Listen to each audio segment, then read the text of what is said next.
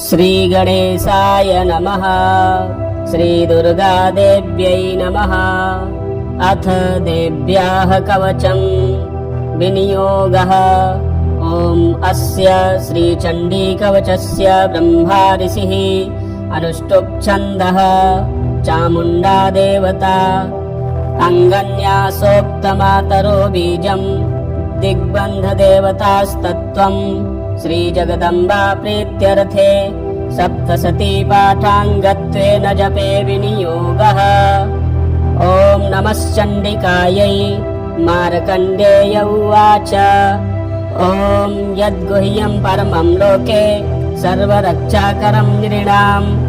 यन्न कस्यचिदाख्यातं तन्मे ब्रूहि पितामह। ब्रह्मोवाच अस्ति गुह्यतमं विप्र सर्वभूतोपकारकं देव्यास्तु कवचं पुण्यं तच्छृणुस्व महामुने। प्रथमं शैलपुत्री च द्वितीयं ब्रह्मचारिणी तृतीयं चन्द्रघण्टेति कूष्माण्डेति चतुर्थकं पञ्चमं स्कन्दमातेति षष्ठं कात्यायनीति च सप्तमं कालरात्रीति महागौरीति चाष्टमं नवमं सिद्धिदात्री च नवदुर्गाः प्रकीर्तिताः। उक्तान्येतानि नामानि ब्रह्मणैव महात्मना अग्निना दह्यमानस्तु शत्रुमध्ये गतो रणे विषमे दुर्गमे चैव भयार्ताः शरणं गताः न तेषां जायते किञ्चिदशुभं रणसङ्कटे नापदं तस्य पश्यामि शोकदुःखभयं नहि यैस्तु भक्त्या श्रिता नूनं तेषां वृद्धिः प्रजायते ये त्वां स्मरन्ति देवेशि रक्षसे तान्न संशयः। प्रेतसंस्था तु चामुण्डा वाराही महिषासना ऐन्द्री गजसमारूढा वैष्णवी गरुडासना माहेश्वरी वृषारूढा कौमारी शिखिवाहना लक्ष्मीः पद्मासना देवी पद्महस्तहरिप्रिया श्वेतरूपधरा देवी ईश्वरी वृषवाहना ब्राह्मी हंससमारूढा सर्वाभरणभूषिता इत्येता मातरः सर्वाः सर्वयोगसमन्विताः नानाभरणशोभाढ्या नानारत्नोपशोभिताः दृश्यन्ते रथमारूढा देव्यः क्रोधसमाकुलाः शङ्खं चक्रं गदां शक्तिं हलं च मुसलायुधं केटकं तोमरं चैव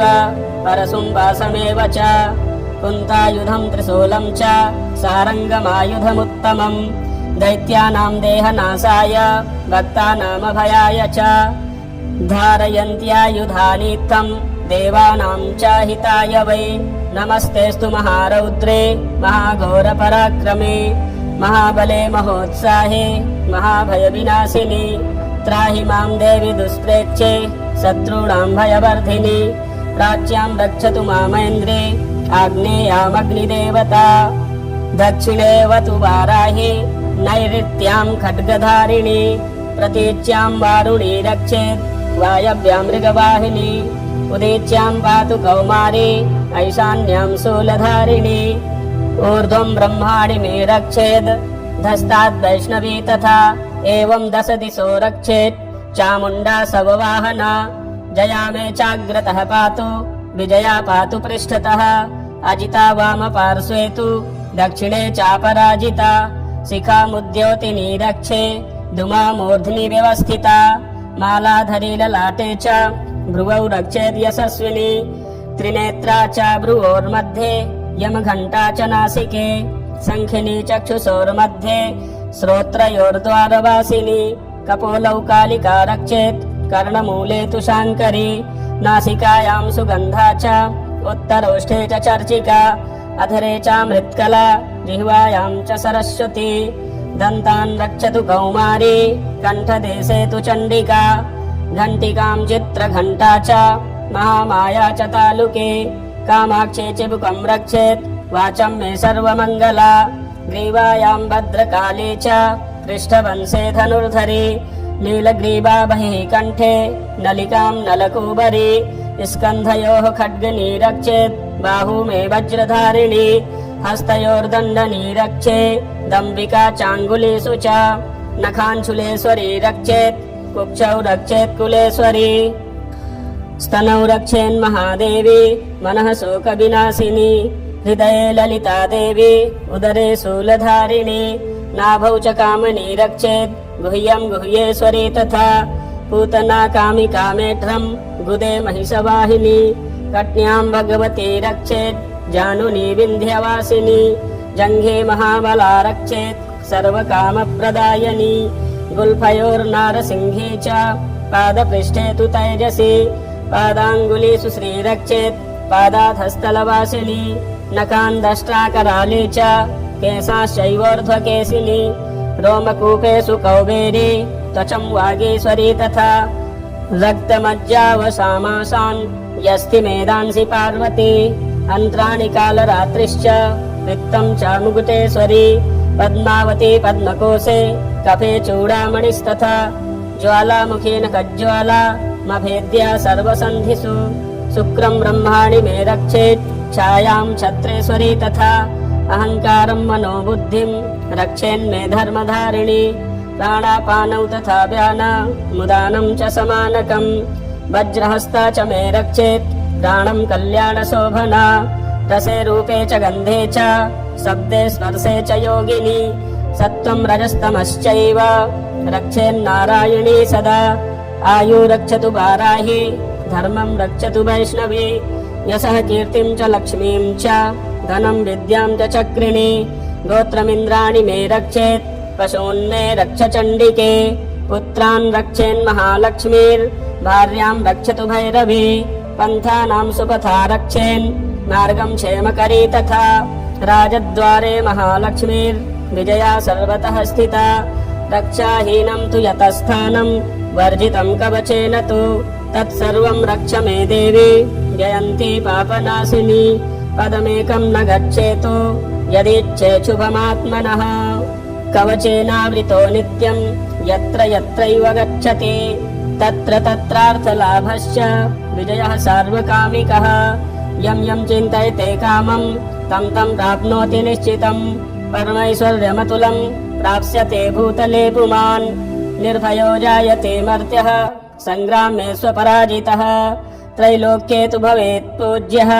कवचेनावृतः पुमान् इदं तु देव्याः कवचं देवानामपि दुर्लभं यः पठेत् प्रयतो नित्यं त्रिसन्ध्यं श्रद्धयान्वितः दैवी कला भवेत् तस्य त्रैलोक्ये स्वपराजितः जीवेद् वर्षशतं साग्रमपमृत्युर्विवर्जितः नश्यन्ति व्याधयः सर्वे लूता विस्फोटकादयः स्थावरं जङ्गमं चैव कृत्रिमं चापि यद्विषम् अभिचाराणि सर्वाणि मन्त्रयन्त्राणि भूतले भूचराः खेचराश्चैव जलजाश्चोपदेशिकाः सहजाकुलजामाला डाकिनी शाकिनी तथा अन्तरिक्षचरा घोरा डाकिन्यश्च महाबलाः ग्रहभूतपिशाचाश्च यक्षगन्धर्वराक्षसाः ब्रह्मराक्षसवेतालाः कूष्माण्डा भैरवादयः नश्यन्ति दर्शनात्तस्य कवचे हृदि संस्थिते मानोन्नतिर्भवेद्राजस् तेजो वृद्धिकरं परं यशसा वर्धते सोऽपि कीर्तिमण्डितभूतले जपेत् सप्ततीं चण्डीं कृत्वा तु कवचं पुरा यावद्भूमण्डलं धत्ते सशैलवनकाननं तावत् तिष्ठति मेदिन्यां सन्ततिः पुत्रपौत्रिकी देहान्ते परमं स्थानं यत्सुरैरपि दुर्लभं प्राप्नोति पुरुषो नित्यं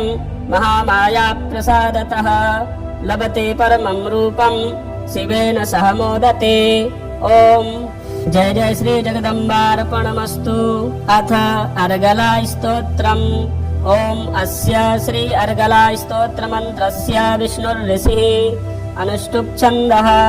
श्रीमहालक्ष्मीर्देवता श्रीजगदम्बा प्रीतये सप्तशती पाठाङ्गत्वेन जपे विनियोगः ॐ नमश्चण्डिकायै मार्कण्डेय उवाच ॐ जयन्ती मङ्गलाकाली भद्रकाली कपालिनी दुर्गा क्षमा शिवा धात्री स्वाहा स्वधा नमोऽस्तुते जय त्वं देवी चामुण्डी जय भूतार्तिहारिणी जय सर्वगते देवी कालरात्रि नमोऽस्तुते मधुकैटभ विद्रा विविधात्रि वरदे नमः रूपं देहि जयं देहि यशो देहि दिशो जहि महिषासुरनिर्नाशे भक्तानां सुखदे नमः रूपं देहि जयं देहि यशो देहि दिशो जहि रक्तबीजवधे देवी चण्डमुण्डविनाशिनी रूपं देहि जयं देहि यशो देहि दिशो जहि शुम्भस्यैव निशुम्भस्य धूम्राक्षस्य च मर्दिनी रूपं देहि जयं देहि यशो देहि दिशो जहि वन्दिताङ्घ्रियुगे देवी सर्वसौभाग्यदायिनी रूपं देहि जयं देहि यशो देहि दिशो जहि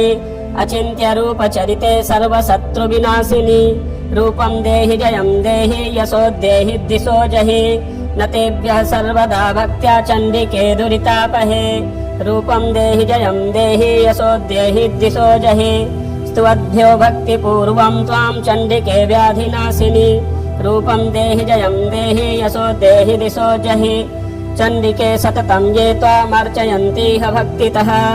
रूपं देहि जयं देहि यशो देहि दिशो जहि देहि सौभाग्यमारोग्यं देहि मे परमं सुखं रूपं देहि जयं देहि यशो देहि दिशो जहि विधेहि दिशतां नाशं विधेहि बलमुच्चकैः रूपं देहि जयं देहि यशो देहि दिशो जहि विधेहि देवि कल्याणं विधेहि परमां श्रियं रूपं देहि जयं देहि यशो देहि दिशो जहि सुरासुरशिरो रत्ननिघृष्टचरणेऽम्बिके रूपं देहि जयं देहि यशो देहि दिशो जहि विद्यावन्तं यशस्वन्तं लक्ष्मीवन्तं जनं कुरु रूपं देहि जयं देहि यशो देहि दिशो जहि प्रचण्ड दैत्यदर्पघ्ने चण्डिके प्रणताय मे रूपं देहि जयं देहि यशो देहि दिशो जहि चतुर्भुजे चतुर्वक्त्र संस्तुते परमेश्वरि रूपं देहि जयं देहि यशो देहि दिशो जहि कृष्णेन संस्तुते देवी सत्सद्भक्त्या सदाम्बिके रूपं देहि जयं देहि यशो देहि दिशो जहि हिमाचलसुतानाथ संस्तुते परमेश्वरि रूपं देहि जयं देहि यशो देहि दिशो जहि इन्द्राणीपति सद्भाव पूजिते परमेश्वरि रूपं देहि जयं देहि यशो देहि दिशो जहि देवी प्रचण्ड दोर्दण्ड दैत्यदर्प विनाशिनी रूपं देहि जयं देहि यशो देहि दिशो जहि देवी भक्तजनोद्दाम दत्तानन्दोदयेऽम्बिके रूपं देहि जयं देहि यशो देहि दिशो जहि पत्नीं मनोरमां देहि मनोवृत्तानुसारिणीं तारिणीं दुर्गसंसारसागरस्य कुलोद्भवाम् इदं स्तोत्रं पठित्वा तु महास्तोत्रं पठेन्नरः स तु सप्तशती संख्या वरमाप्नोति सम्पदाम् ॐ जय जय श्री जगदम्बार्पणमस्तु अथ कीलकम् ॐ अस्य श्रीकीलकमन्त्रस्य शिवऋषिः अनुष्टुप् छन्दः श्रीमहासरस्वती देवता श्रीजगदम्बा प्रीत्यर्थम् सप्तशती पाठाङ्गत्वेन जपे विनियोगः ॐ नमश्चण्डिकायै मार्कण्डेय उवाच ॐ विशुद्धज्ञानदेहाय त्रिवेदी दिव्यचक्षुषे श्रेयः प्राप्तिनिमित्ताय नमः सोमार्धधारिणे सर्वमेतद्विजानीयान् मन्त्राणामभिकीलकम् सोऽपि क्षेममवाप्नोति सततं जाप्य तत्परः सिद्ध्यन्तुच्चाटनादीनि वस्तूनि सकलान्यपि एतेन स्तुवतां देवी स्तोत्रमात्रेण सिद्ध्यति न मन्त्रो नौषधं तत्र न किञ्चिदपि विद्यते विना जाप्येन सिद्ध्येत सर्वमुच्चाटनादिकम् समग्राण्यपि सिद्ध्यन्ति लोकशङ्कामिमां हरः कृत्वा निमन्त्रयामास सर्वमेवमिदं शुभम् स्तोत्रं वै चण्डिकायास्तु तच्च गुप्तं चकारसः समाप्तिर्न च पुण्यस्य तां यथावन्यन्त्रणाम् सोऽपि क्षेममवाप्नोति सर्वमेवं न संशयः कृष्णायां वा चतुर्दश्याम् अष्टाम्यां वा समाहितः ददाति प्रतिगृह्णाति नान्यथैषा प्रसीदति इत्थं रूपेण कीलेन महादेवेन कीलितं यो निष्कीलां विधायैनां नित्यं जपति संस्फुटम् स सिद्धः स गणः सोऽपि गन्धर्वो जायते नरः न चैवाप्यततस्तस्य भयं क्वापीह जायते नापमृत्युव संयाति मृतो मोक्षमवाप्नुयात् ज्ञात्वा प्रारभ्य कुर्वीत न कुर्वाणो विनश्यति ततो ज्ञात्वैव सम्पन्नमिदं प्रारभ्यते बुधैः सौभाग्यादि च यत्किञ्चित् दृश्यते ललना जने तत्सर्वं तत्प्रसादेन तेन जाप्यमिदं शुभम् शनैस्तु जप्यमानेऽस्मिन् स्तोत्रे सम्पत्तिरुच्चकैः भवत्येव समग्रापि ततः प्रारभ्यमेव तत् ऐश्वर्यं यत्प्रसादेन सौभाग्यारोग्यसम्पदः शत्रुहानिः परो मोक्षः स्तूयते सा न किं जनैः। जय जय श्री जगदम्बार्पणमस्तु। प्रथमोऽध्यायः विनियोगः। ॐ प्रथमचरित्रस्य ब्रह्मा ऋषिः महाकाली देवता गायत्री छन्दः नन्दाशक्तिः रक्तदन्तिका बीजम् अग्निस्तत्त्वम् ऋग्वेदः स्वरूपम् श्रीमहाकाली प्रीत्यर्थे प्रथमचरित्रजपे विनियोगः। ध्यानम्। ॐ खड्गं चक्रगदेषु चापपरिघान् शूलं भुसुण्डीं शिरः शङ्खं सन्दधतीं करैस्त्रिनयनां सर्वाङ्गभूषावृतां नीलाश्मद्युतिमास्य पाददशकां सेवे महाकालिकां यामस्तौत्स्वपिते हरौ कमलजो हन्तुं मधुं कैटभम्। ॐ नमश्चण्डिकायै। ॐ ऐं मार्कण्डेय उवाच सावर्णिः सूर्यतनयो यो मनुः कथ्यतेष्टमः निशामय तदुत्पत्तिं विस्तराद्गततो मम महामायानुभावेन यथा मनवन्तराधिपः स बभूव महाभागः सावर्णिस्तनयो रवेः स्वारोचिसेऽन्तरे पूर्वं चैत्रवंशसमुद्भवः सुरथो नाम राजाभूत् समस्ते चितिमण्डले तस्य पालयतः सम्यक् प्रजाः पुत्राणि वौरशान् बभूवुः शत्रवो भूपाः कोला विध्वंसिनस्तदा तस्य तैर्भवद्युद्धामतिप्रबलदण्डिनः न्यूनैरपि स तैर्युद्धे कोला विध्वंसिभिर्जितः ततः स्वपुरमायातो निजदेशाधिपोऽभवत् आक्रान्तः स महाभागस्तैस्तदा प्रबलारिभिः अमात्यैर्बलिर्भिर्दुष्टैर्दुर्बलस्य दुरात्मभिः कोशो बलं चापहृतं तत्रापि स्वपुरे ततः ततो मृगया व्याजेन हृतः स्वाम्यः स भूपतिः एकाकी हयमारुह्य जगाम गहनं वनं स तत्राश्रं मद्राचेद्विजवर्यस्य मेधसः प्रशान्तस्वापदाकीर्णं मुनिशिष्योपशोभितम् तस्थौ कञ्चित् सकालं च मुनिना तेन सत्कृतः इतश्चेतश्च विचलस्तस्मिन् मुनिवराश्रमे सोचिन्तयत्तदा तत्र ममत्वाकृष्टचेतनः मत्पूर्वैः पालितं पूर्वं मया हीनं पुरं हि तत् मद्वृत्तैस्तैर्सद्वृत्तैर्धर्मतः पाल्यते न वा न जानीषा प्रधानो मे शूरहस्ति सदा मदः मम वैरिव संयातः कान् भोगानुपलप्स्यते ये ममानुगता नित्यं प्रसादधनभोजनैः अनुवृत्तिं ध्रुवं तेद्य कुर्वन्त्यन्यमहीभृताम् असम्यग्व्ययशीलैस्तैः कुर्वद्भिः सततं व्ययम् सञ्चितः सोऽति दुःखेन क्षयं कोशो गमिष्यति एतच्चान्यच्च सततं चिन्तयामास पार्थिवः तत्र विप्राश्रमाभ्यासे वैश्यमेकं ददर्श सः सपृष्टस्तेन कस्त्वं भो हेतुश्चागमनेऽत्र कः सशोक इव कस्मात् त्वं दुर्मना इव लक्ष्यसे इत्याकर्ण्यवचस्तस्य भूपतेः प्रणयोदितम् प्रत्युवाच तं वैश्यः प्रश्रयावनतो नृपम् वैश्य उवाच समाधिर्नाम वैश्योऽहम् उत्पन्नो धनिनां कुले पुत्रदारैर्निरस्तश्च धनलोभाद साधुभिः विहीनश्च धनैर्दारैः पुत्रैरादाय मे धनम् वनमभ्यागतो दुःखे निरस्तश्चाप्तबन्धुभिः सोऽहं न वेद्मि पुत्राणां कुशलाकुशलात्मिकाम् प्रवृत्तिं स्वजनानां च दाराणां चात्र संस्थितः किं नु तेषां गृहे क्षेममक्षेमं किं नु साम्प्रतम् कथं ते किं नु सद्वृत्ता दुर्वृत्ता किं नु मे सुताः राजोवाच यैर्निरस्तो भवान् लुब्धैः पुत्रदारादिभिर्धनैः तेषु किं भवता स्नेहमनुबध्नाति मानसम् वैश्य उवाच एवमेतद्यथा प्राह भवान् अस्मद्गतं वचः किं करोमि न बध्नाति मम निष्ठुरतां मनः यैः सन्त्यज्य पितृस्नेहं धनलुब्धैर्निराकृतः पतिस्वजनहार्दं च हार्दितेष्वेव मे मनः किमेतन्नाभिजानामि जानन्नपि महामते यत्प्रेम प्रवणं चित्तं विगुणेष्वपि बन्धुषु तेषां कृते मे निःश्वासो दौर्मनस्यञ्च जायते करोमि किं यन्ना मनस्ते स्वप्रीतिसुनिष्ठुरम् मार्कण्डेय उवाच ततस्तौ सहितौ विप्रातं मुनिसमुपस्थितौ समाधिर्नाम वैश्योऽसौ स च पार्थिव सत्तमः कृत्वा दुतौ यथा न्यायं यथार्हं तेन संविदम् उपविष्टौ कथाः काश्चिच्चक्रतुर्वैश्य पार्थिवौ राजोवाच भगवस्त्वामहं प्रष्टुमिच्छाम्येकं वदस्व तत् दुःखाय जन्मे मनसा सुचित्ता यत्ततां विना मम त्वं गतराजस्य राज्याङ्गे स्वखिलेष्वपि जानतोऽपि यथाज्ञस्य किमेतन्मुनिसत्तमा अयं च निकृतः पुत्रैर्दारैर्व्यत्यैस्तथोज्झितः स्वजनेन च सन्त्यक्तस्ते सौहार्दे तथाप्यते एवमेष तथाहं च द्वावप्यत्यन्तर्हुःखितौ दृष्टदोषोऽपि विषये मम त्वाकृष्टमानसौ तत्किमेतन्महाभागा यन्मोहो ज्ञानिनोरपि ममास्य च भवत्तेषा विवेकान्धस्य मूढता ऋषिरुवाच ज्ञानमस्ति समस्तस्य जन्तोर्विषयगोचरे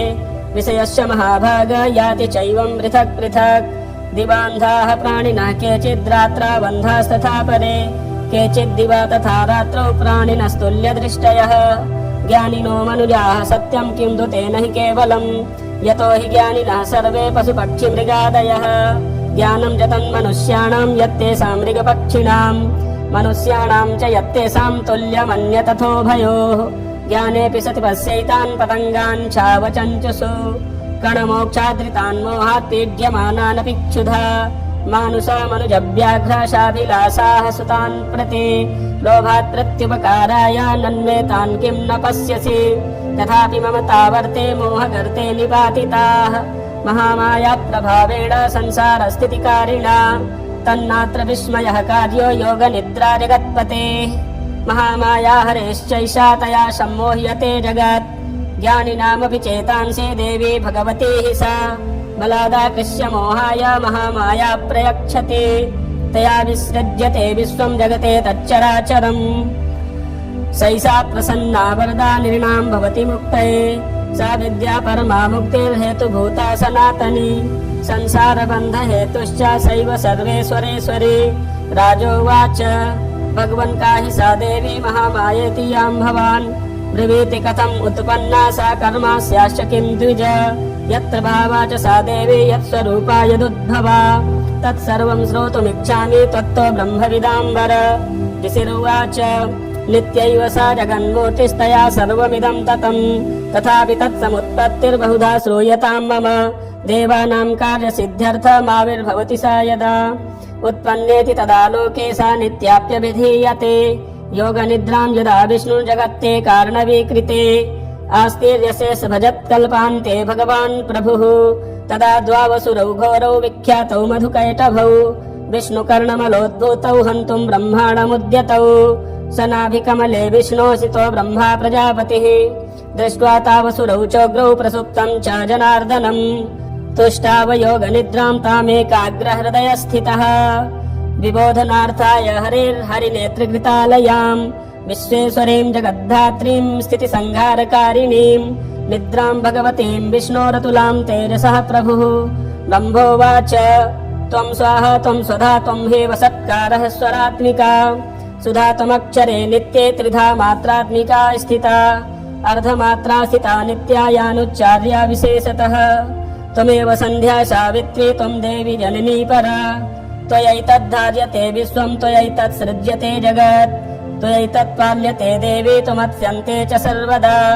विसृष्टौ सृष्टिरूपा त्वं स्थितिरूपा च पालने तथा संहृतिरूपान्ते जगतोऽस्य जगन्मये महाविद्या महामाया महामेधा महास्मृतिः महामोहा च भवति महादेवी महासुरे प्रकृतिस्त्वं च सर्वस्य गुणत्रयविभावनी कालरात्रिर्महारात्रिर्मोहरात्रिश्च दारुणा त्वं श्रीस्त्वमीश्वरी त्वं ह्रीस्त्वं बुद्धिर्बोधलक्षणा लज्जा पुष्टिस्तथा तुष्टिस्त्वं शान्तिः शान्तिरेव च खड्गिनी शूलिनी घोरा गदिनी चक्रिणी तथा शङ्खिनी चापि नीवाणा भुसुण्डी परिघायुधा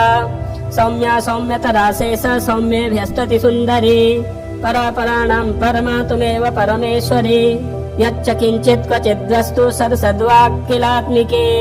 तस्य सर्वस्य या शक्तिः सा त्वं किं स्तूयसे तदा यया त्वया जगत्सृष्टा जगत्पात्यत्तियो जगत् सोऽपि निद्रावसंनीतः कस्त्वां स्तोतिमिहेश्वरः विष्णुः शरीरग्रहणमहिमीशान एव च कारितास्ते यतो तस्त्वं कः स्तोतुं शक्तिमान् भवेत् स त्वमित्थं प्रभावैः स्वैरुदारैर्देवि संस्तुता मोहयैतौ दुराधर्षावसुरौ मधुकैटभौ प्रबोधं च जगत्स्वामी नीयतामच्युतो लघु बोधश्च क्रियतामस्य हन्तुमेतौ महासुरौ ऋषिरुवाच एवं स्तुता तदा देवी तामसी तत्र वेधसा विष्णोः प्रबोधनार्थाय निहन्तुं मधुकैटभौ नेत्रास्य नासिका बाहु हृदयेभ्यस्तथो रसः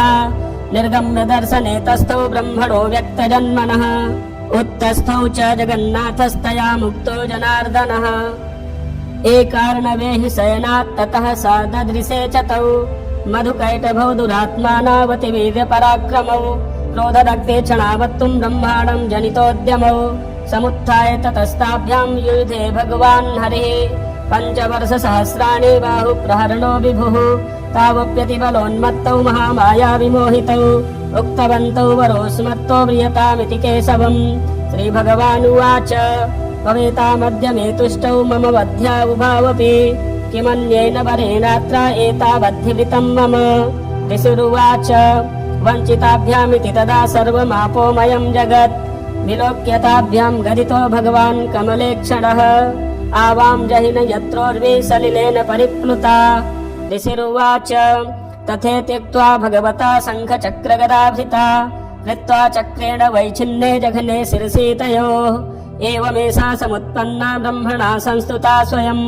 प्रभावमस्या देव्यास्तु भूयः शृणु वदामि ते ऐं ॐ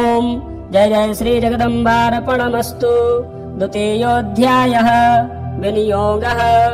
ॐ मध्यं चरित्रस्य विष्णुर्ऋषिः महालक्ष्मीर्देवता उष्णिक्छन्दः शाकम्भरी शक्तिः दुर्गा बीजं वायुस्तत्त्वं यजुर्वेदः स्वरूपं श्रीमहालक्ष्मी प्रीत्यर्थं मध्यं चरित्रजपे विनियोगः। ध्यानम् ॐ अच्छस्रक्परशुं गदे सुकुलिसं पद्मं धनुष्कुण्डिकां दण्डं शक्तिमसिं च चर्मजलजं घण्टां सुराभाजनं शूलं पाशसुदर्शने च ददतीं हस्तैः प्रसन्नाननां सेवे शैरिभमर्दिनीमिह महालक्ष्मीं सरोजस्थिताम् ॐ नमः चण्डिकायै देवासुरमभूद्युद्धं पूर्णमब्धशतं पुरा महिषे सुराणामधिपे देवानां च पुरन्दरे तत्रासुरैर्महावीर्यैर्देवसैन्यं पराजितं जित्वा च सकलान् देवान्निन्द्रो भून्महिषासुरः ततः पराजिता देवाः पद्मयोनिं प्रजापतिं पुरस्कृत्य गतास्तत्र यत्र स गरुडध्वजौ यथावृत्तं तयोस्तद्वन्महिषासुरचेष्टितं त्रिदशाः कथयामासुर्देवा विभवविस्तरम् सूर्येन्द्राग्न्यनिलेन्दूनां यमस्य वरुणस्य च अन्येषां चाधिकारान् स स्वयमेवाधितिष्ठति स्वर्गान् निराकृताः सर्वे तेन देवगणा भुवि विचरन्ति यथा मर्त्या महिषेण दुरात्मना एतद्वः कथितं सर्वममरारि विचेष्टितं शरणं वः प्रपन्ना स्मो वधस्तस्य विचिन्त्यताम् इत्थं निशम्य देवानां वचांसि मधुसूदनः चकार कोपं सम्भुश्च भ्रकुटिकुटिलाननौ ततोऽतिकोपपूर्णस्य चक्रिणो वदनात्ततः निश्चक्राम महत्तेजो ब्रह्मणः शङ्करस्य च अन्येषां चैव देवानां शक्रादीनां शरीरतः निर्गतं समुहत्तेजस्तच्चैक्यं समगच्छत अतीव तेजसः कूटं ज्वलन्तमिव पर्वतम् ददृशुस्ते सुरास्तत्र ज्वालाव्याप्तदिगन्तरम् अतुलं तत्र तत्तेजः सर्वदेव शरीरजम् एकस्थं तदभून्नारी व्याप्तलोकत्रयं त्रिषा यदभूच्छाम्भवं तेजस्तेनाजायत तन्मुखम् याम्येन च भवन् केशा बाहवो विष्णुतेजसा सौम्येन स्तनयोर्युग्मं मध्यं चैन्द्रेण चाभवत् वारुणेन च जङ्घोरो नितम्बस्तेजसा भुवः ब्रह्मणस्तेजसा पादौ तदङ्गुल्यौर्गतेजसा वसूनां च कराङ्गुल्यः कौबेरेण च नासिका तस्यास्तु दन्ताः सम्भूताः प्राजापत्येन तेजसा नयनत्रितयं जज्ञे तथा पावकतेजसा भ्रुवौ च सन्धयोस्तेजः श्रवणामनिलस्य च अन्येषां चैव देवानां सम्भवस्तेजसां शिवा ततः समस्तदेवानां तेजो राशि समुद्भवाम् तां विलोक्य मुदं प्रापुरमरा महिषार्दिताः शूलं शूलाद्विनिष्कृष्य ददौ तस्यै पिनाकधृक् चक्रं च दत्तवान् कृष्णः समुत्पाद्य स्वचक्रतः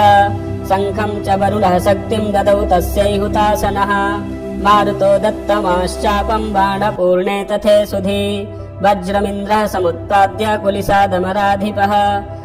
ददौ तस्यै सहस्राक्षो घण्टामैरावताद्गजात् कालदण्डाद्यमो दण्डं पाशं चाम्बुपतिर्ददौ प्रजापतिश्चाक्षमालां ददौ ब्रह्माकमण्डलुम् समस्तरोमकूपेषु निजरश्मीन् दिवाकरः कालश्च दत्तवान् खड्गं तस्याश्चर्म च निर्मलम् क्षीरोदश्चामलं हारमजरे च तथाम्बरे चूडामणिं तथा दिव्यं कुण्डले कटकानि च अर्धचन्द्रं तथा शुभ्रं केयूरान् सर्वबाहुषु नूपुरौ विमलौ तद्वद्ग्रेवैयकमनुत्तमम् अङ्गुलीयकरत्नानि समस्ता स्वङ्गुलीषु च विश्वकर्मा ददौ तस्यै परशुं चाति निर्मलम् अस्त्राण्यनेकरूपाणि तथा भेद्यं च दंसनम् अम्लानपङ्कजां मालां शिरस्युरसि चापराम् अदतज्जलधिस्तस्यै पङ्कजं चाति शोभनम् हिमवान् वाहनं सिंहं रत्नानि विविधानि च ददाव शून्यं सुरयापानपात्रं धनाधिपः शेषश्च सर्वनागेशो महामणिविभूषितम् नागहारं ददौ तस्यै धत्ते यः पृथिवीमिमाम् अन्यैरपि सुरैर्देवी भूषणैरायुधैस्तथा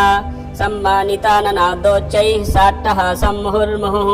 तस्यानादेन घोरेण कृत्स्नमापूरितं नभः अमायताति महता प्रतिशब्दो महानभूत् चुक्षुभुः सकला लोकाः समुद्राश्च च कम्पिरे चचाल वसुधा चेलुः सकलाश्च महीधराः जयेति देवाश्च मुदा तामूचुः सिंहवाहिनीम् तुष्टुर्मुनैश्चैनां भक्तिनम्रात्ममूर्तयः दृष्ट्वा समस्तं संक्षुब्धं त्रैलोक्यममरारयः सन्नद्धाखिलसैन्यास्ते समुत्तस्तुरुदायुधाः आह किमेतदिति क्रोधादाभास्य महिषासुरः अभ्यधावद तं शब्दमशेषैरसुरैर्वृतः स ददर्श ततो देवीं व्याप्तलोकत्रयां तिषा पादाक्रान्त्यां नतभुवं किरीटो लिखिताम्बरां शोभिताशेषपातालां धनुर्जानिः स्वनेन तां दिशो भुजसहस्रेण समन्ताद्व्याप्य संस्थितां ततः प्राववृते युद्धं तया देव्या सुरद्विषाम् शस्त्रास्त्रैर्बहुधा मुक्तैरादेऽपि दिगन्तरम् महिषासुरसेनानिश्चिच्छुराख्यो महासुरः युयुधे चामरश्चान्यैश्चतुरङ्गबलान्वितः रथानामयुतैः षड्भिरुद्रग्राख्यो महासुरः अयुध्यतायुतानां च सहस्रेण महाहनुः पञ्चाशद्भिश्च नियुतैरसिलोमा महासुरः अयुतानां शतैः षड्भिर्भास्कलो युयुधे रणे गजवाजिसहस्रौघैरनेकैः परिवारितः वृतो रथानां कोट्या च युद्धे तस्मिन्न युध्यत विरालाख्यो युतानां च पञ्चाशद्भिर्थायुतैः युयुधे संयुगे तत्र रथानां परिवारितः अन्ये च तत्रायुतसो रथनागहयैर्वृताः युयुधु संयुगे देव्या सह तत्र महासुराः कोटिकोटिसहस्रैस्तु रथानां दन्तिनां तथा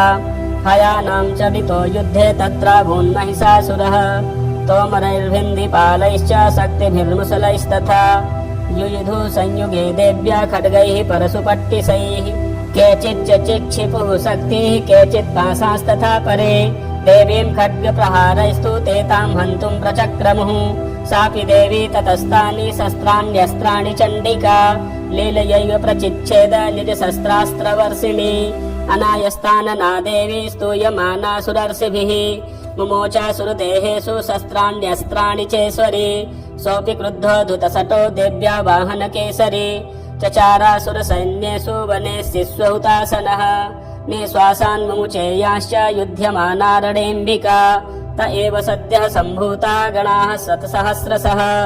युयुधुस्ते परशुभिर्भिन्दिपालासि पट्टिसैः नाशयन्तो सुरगणान् देवी शक्त्युपम्बृहिताः अवादयन्त पटहान् गणाः शङ्खास्तथा परे मृदङ्गाश्च तथैवान्ये तस्मिन् युद्धमहोत्सवे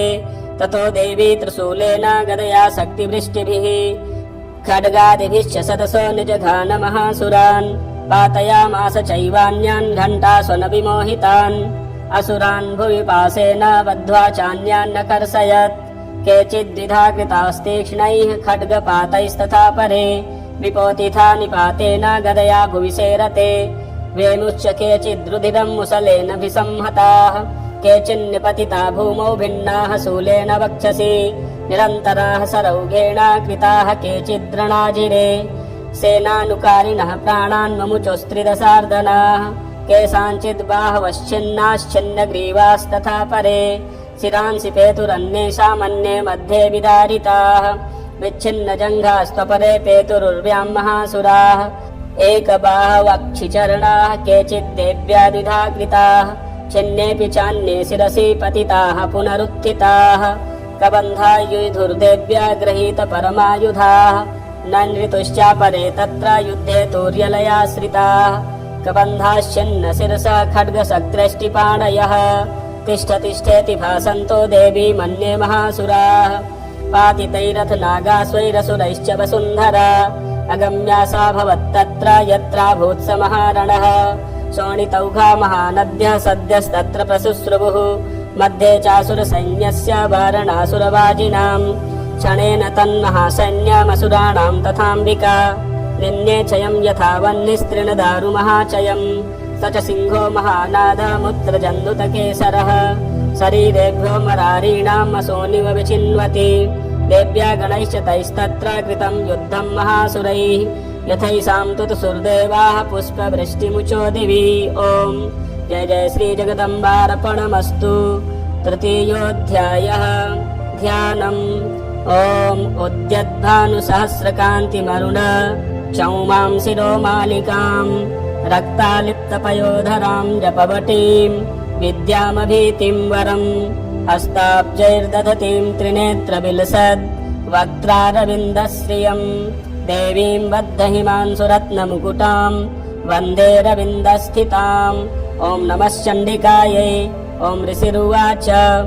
निहन्यमानं तत्सैन्यमवलोक्य महासुरः सेनानिश्चिच्छुरकोपाद्ययौ योद्धुमथाम्बिकां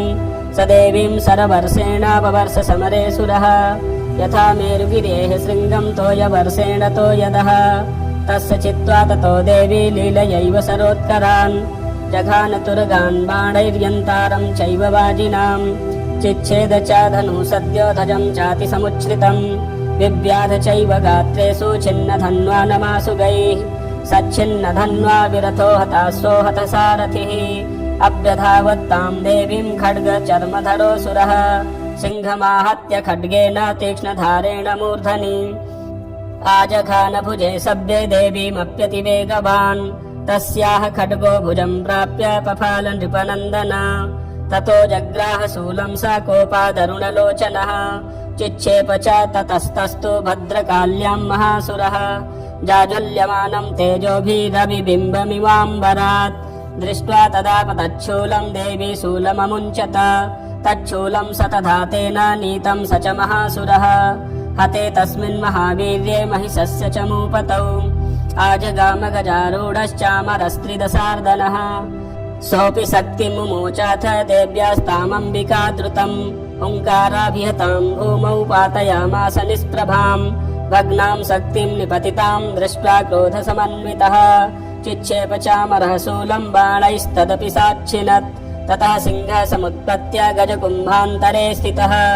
बाहुयुद्धेन युधे तेनोच्चैस्त्रिदशारिणा युध्यमानौ ततस्तौ तु तस्मान्नागान् महीं गतौ युधातेति संरब्धौ प्रहारैरतिदारुणैः ततो वेगात्कमुत्पत्य निपत्य च मृगारिणा करप्रहारेण शिरश्चामरस्य पृथक् कृतम् उदग्रश्चरणे देव्या शिलावृक्षादिभिर्हतः दन्तमुष्टितलैश्चैव करालश्च निपातितः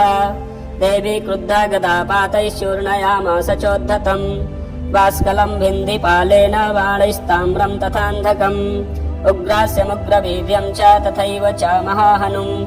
त्रिनेत्रा च त्रिशूलेन जघान परमेश्वरी विडालस्य सिनाकायात् पातयामास वै शिरः दुर्धरं दुर्मुखं चोभौ सरैर्निन्येयमक्षयम् एवं सञ्चीयमाणे तु स्वसैन्ये महिषासुरः माहिषेण स्वरूपेण त्रासयामास तान् गणान् कांशितुण्डप्रहारेण खुरक्षेपैस्तथा परान् लाङ्गूलताडिताश्चान्यान् शृङ्गाभ्यां च विदारितान् वेगेन कांशितपरान्नादेन भ्रमणेन च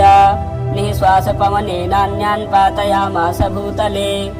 निपात्य प्रमथानीकामभ्यधावतसोऽसुरः सिंहं हन्तुं महादेव्याः कोपं चक्रे ततोऽम्बिका सोऽपि कोपान् महावीर्यः खुरछुण्डमहीतलः शृङ्गाभ्यां पर्वतानुच्चाश्चिच्छेप च ननाद च वेगभ्रमणविच्छुण्डामही तस्य वसीरयत् लाङ्गूलेनाहतश्चाब्धिः प्लावयामास सर्वतः दुतसिंहविभिन्नाश्च खण्डं खण्डं ययुर्घनाः श्वासानिलासिताः सतसो निपेतुर्नभसोऽचलाः इति क्रोधसमाधुमातमापतन्तं महासुरम् दृष्ट्वा सा चण्डिका कोपं तद्वधाय तदाकरोत् सा चित्वा तस्य वैपासं तं बबन्ध महासुरम् तत्याजमाहि संरूपं सोऽपि बद्धो महामृधे ततः सिंहो भवः सद्यो यावतस्याम्बिका शिरः चिनत्ति तावत्पुरुषः खड्गपाणिन दृश्यत तत एवासु पुरुषं देवी चिच्छेदसायकैः तं खड्गचर्मणा सार्धं ततः सोऽभून्महागजः करेण च महासिंहं तं च कर्षजगर्ज च कर्षतस्तु करं देवी खड्गेन निरकृन्तत ततो महासुरो भूयो माहि संबपुरा स्थितः तथैव चोभयामास त्रैलोक्यं सचराचरम् तथा क्रुद्धा जगन्माता चण्डिका पानमुत्तमम् पपौ पुनः पुनश्चैव जहासारुणलोचना ननर्द चासुरः सोऽपि बलवीर्यमदोद्धतः विषाणाभ्यां च चिक्षेप चण्डिकां प्रतिभूधरान् सा च तान् प्रहितास्तेन चूर्णयन्ती सरोत्करैः उवाच तं मदोधूतमुखरागाकुलाक्षरम् देव्य उवाच गर्ज गर्ज क्षणं मूढ मधु यावत् पिबाम्यहम् मया त्वयिहतेऽत्रैव गर्जिष्यन्त्यासु देवताः ऋषिरुवाच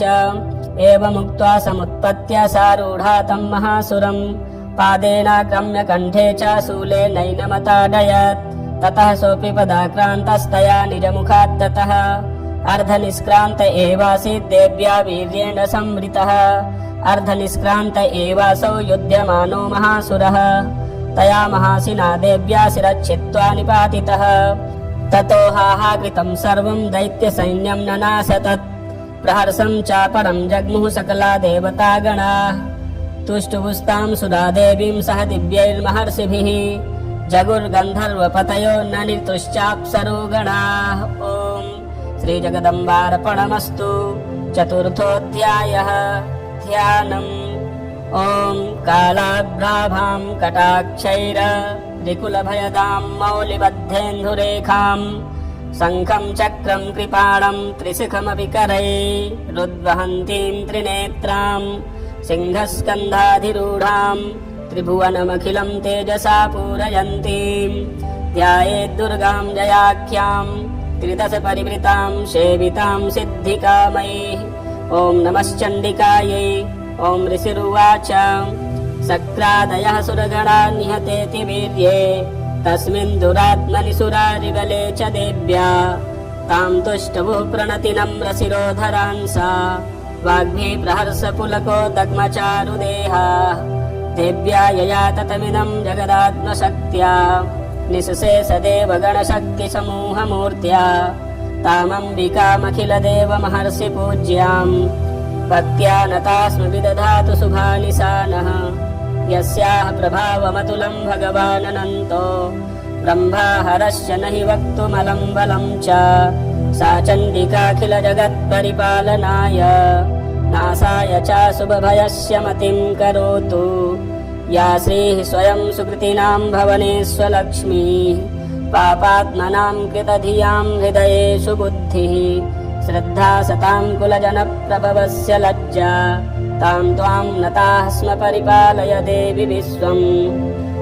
किं वर्णयाम तव रूपमचिन्त्यमेतत् किं चातिवीर्यमसुरक्षयकारि भूरि किं चाहवेषु चरितानि तवाद्भुतानि सर्वेषु देव्यसुरदेवगणादिकेषु हेतुः समस्तजगतां त्रिगुणापि दोषैर्न ज्ञायसे हरिहरादिभिरप्यपारा सर्वाश्रयाखिलमिदं जगदंशभूत मव्याकृता हि परमा प्रकृतिस्त्वमाद्या यस्याः समस्तसुरता समुदीरणेन तृप्तिं प्रयाति सकलेषु मखेषु देवी स्वाहा शिवै पितृगणस्य च तृप्तहेतु रुच्यार्यसे त्वमत एव जनैः स्वधा च या मुक्तिहेतुरविचिन्त्य महामृता त्वामभ्यस्यसे शून्यतेन्द्रियतत्त्वसारैः मोक्षार्थिभिर्मुनिभिरस्तसमस्तदोषैर्विद्यासि सा भगवती परमा हि देवी शब्दात्मिका सुविमलर्यजुषां निधान मुद्गीतरम्यपदपाठवतां च साम्नां देवी त्रयी भगवती भवभावनाय वार्ता च सर्वजगतां परमार्तिहन्त्री मेधासि देवी विदिताखिलशास्त्रसारा दुर्गासि दुर्गभवसागरनौरसङ्गा श्रीकैटभारि हृदयैककृताधिवासा गौरी त्वमेव शशिमौलिकृतप्रतिष्ठा ईषत्सहासममलं परिपूर्णचन्द्र बिम्बानुकारिकनकोत्तमकान्तिकान्तम् अत्यद्भुतं बृहत्तमात्तरुषा तथापि वक्त्रं विलोक्य सहसा महिषासुरेण दृष्ट्वा तु देवि कुपितं प्रकुटीकराल मुद्यच्छ शाङ्कसदृशच्छवियन्न सद्यः प्राणान् मुमोच महिषस्तदतेव चित्रम् कैर्जीव्यते हि कुपितान्तकदर्शनेन देवी प्रसीद परमा भवती भवाय सद्यो विनाशयसि कोपवती कुलानि विज्ञातमेतदधुनैव यदस्तमेतन् नीतं बलं सुविपुलं महिषासुरस्य ते सम्मता जनपदेषु धनानि तेषां यशांसि न च सीदति धर्मवर्गः धन्यास्त एव निभृतात्मजभृत्यदारा येषां सदाभ्युदयदा भवति प्रसन्ना धर्म्याणि देवि सकलानि सदैव कर्म नित्यादृतः प्रतिदिनं सुकृती करोति स्वर्गं प्रयाति च ततो भवति प्रसाद लोकत्रयेऽपि फलदा ननु देवि तेन दुर्गे स्मिता हरसि भीतिमशेषजन्तोः स्वस्थैः स्मितामतिमतीव शुभां ददासि दारिद्र्यदुःखभयहारिणि का त्वदन्या सर्वोपकारकरणाय सदार्द्रचित्ता एभिर्हतैर्जगदुपैति सुखं तथैते कुर्वन्तु नाम नरकाय चिराय पापम् सङ्ग्राममृत्युमधिगम्य दिवं प्रयान्तु मद्वेति नूनमहितान् विनिहंसि देवी दृष्ट्वैव किं न भवति प्रकरोति भस्म सर्वासुरा नरिषु यत्प्रहिणोऽसि शस्त्रम् लोकान् प्रयान्तु रिपवोऽपि हि शस्त्रपूता इत्थं मतिर्भवति ते स्वपितेति साध्वी खड्गप्रभानिकरविस्फुरणैस्तथोग्रैः शूलाग्रकान्तिनिवहेन दृशोऽसुराणां यन्नागता विलयमन्सु मदिन्दुखण्ड योग्याननं तव विलोकयतां तदेतत् दुर्वृत्तवृत्तशमनं तव देवि शीलं रूपं तथैतदविचिन्त्यमतुल्यमन्यैः वेद्यं च हन्त्रि हृतदेव पराक्रमाणां वैरिस्वपि प्रकटितैव दया त्वयेत्थं केनोपमा भवतु तेस्य पराक्रमस्य रूपं च शत्रुभयकार्यतिहारि कुत्र चित्ते कृपा समरनिष्ठुरता च दृष्टा त्वय्येव देवि वरदे भुवनत्रयेऽपि त्रैलोक्यमेतदखिलं रिपुनाशनेन त्रातं त्वया समरमूर्धनि तेऽपि हत्वा नीता दिवं रिपुगणा भयमप्यपास्तमस्माकमुन्मदसुरारिभवं नमस्ते शूलेन पाहि नो देवी पाहि खड्गेन चाम्बिके घण्टास्वनेन नः पाहि चापज्यानि स्वनेन च राज्यां रक्ष प्रतीच्यां च चण्डिके रक्ष दक्षिणे ब्राह्मणेनात्मशूलस्य उत्तरस्यां तथेश्वरि सौम्यानि यानि रूपाणि त्रैलोक्ये विचरन्ति ते यानि चात्यर्थघोराणि तैरच्छास्मास्तथा भुवम् खड्गशूलगदादीनि यानि चास्त्राणि तेऽम्बिके करपल्लवसङ्गीनि तैरस्मान् रक्ष सर्वतः ऋषिरुवाच एवं स्तुतासुरैर्दिव्यैः कुसुमैर्नन्दनोद्भवैः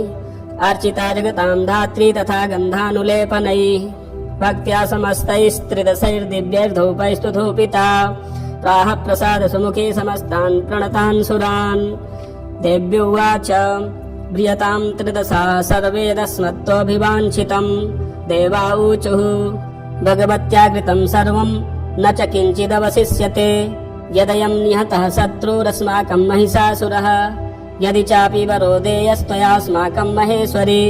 संस्मृता त्वं नो हिंसेथा परमापदः यश्च मर्त्यस्तवैरेरिस्त्वां स्तोष्यत्यमलानने तस्य वित्तर्थि विभुवैर्धनदारादिसम्पदां वृद्धयस्नत्र सन्ना त्वं भवेथाः सर्वदाम्बिके ऋषिरुवाच इति प्रसादिता देवैर्जगतोऽर्थे तथात्मनः तथेत्युक्त्वा भद्रकाली बभूवान्तर्हृता नृप इत्येतत् कथितं भूप सम्भूता सा यथा पुरा देवी देवशरीरेभ्यो जगत्त्रयहितैषणी पुनश्च गौरी देहात् सा समुद्भूता यथाभवत् वधाय दुष्टदैत्यानां तथा शुम्भनिशुम्भयोः रक्षणाय च लोकानां देवानामुपकारिणी तच्छृणुष्व मयाख्यातं यथावत् कथयामि ते ह्रीं ॐ श्रीजगदम्बार्पणमस्तु। पञ्चमोऽध्यायः विनियोगः। ॐ अस्य श्री उत्तरचरित्रस्य रुद्र ऋषिः महासरस्वती देवता अनुष्टुप् छन्दः रीमा शक्तिः भ्रामरी बीजं सूर्यस्तत्त्वं सामवेदः स्वरूपं महासरस्वती प्रीत्यर्थे उत्तरचरित्रपाठे विनियोगः।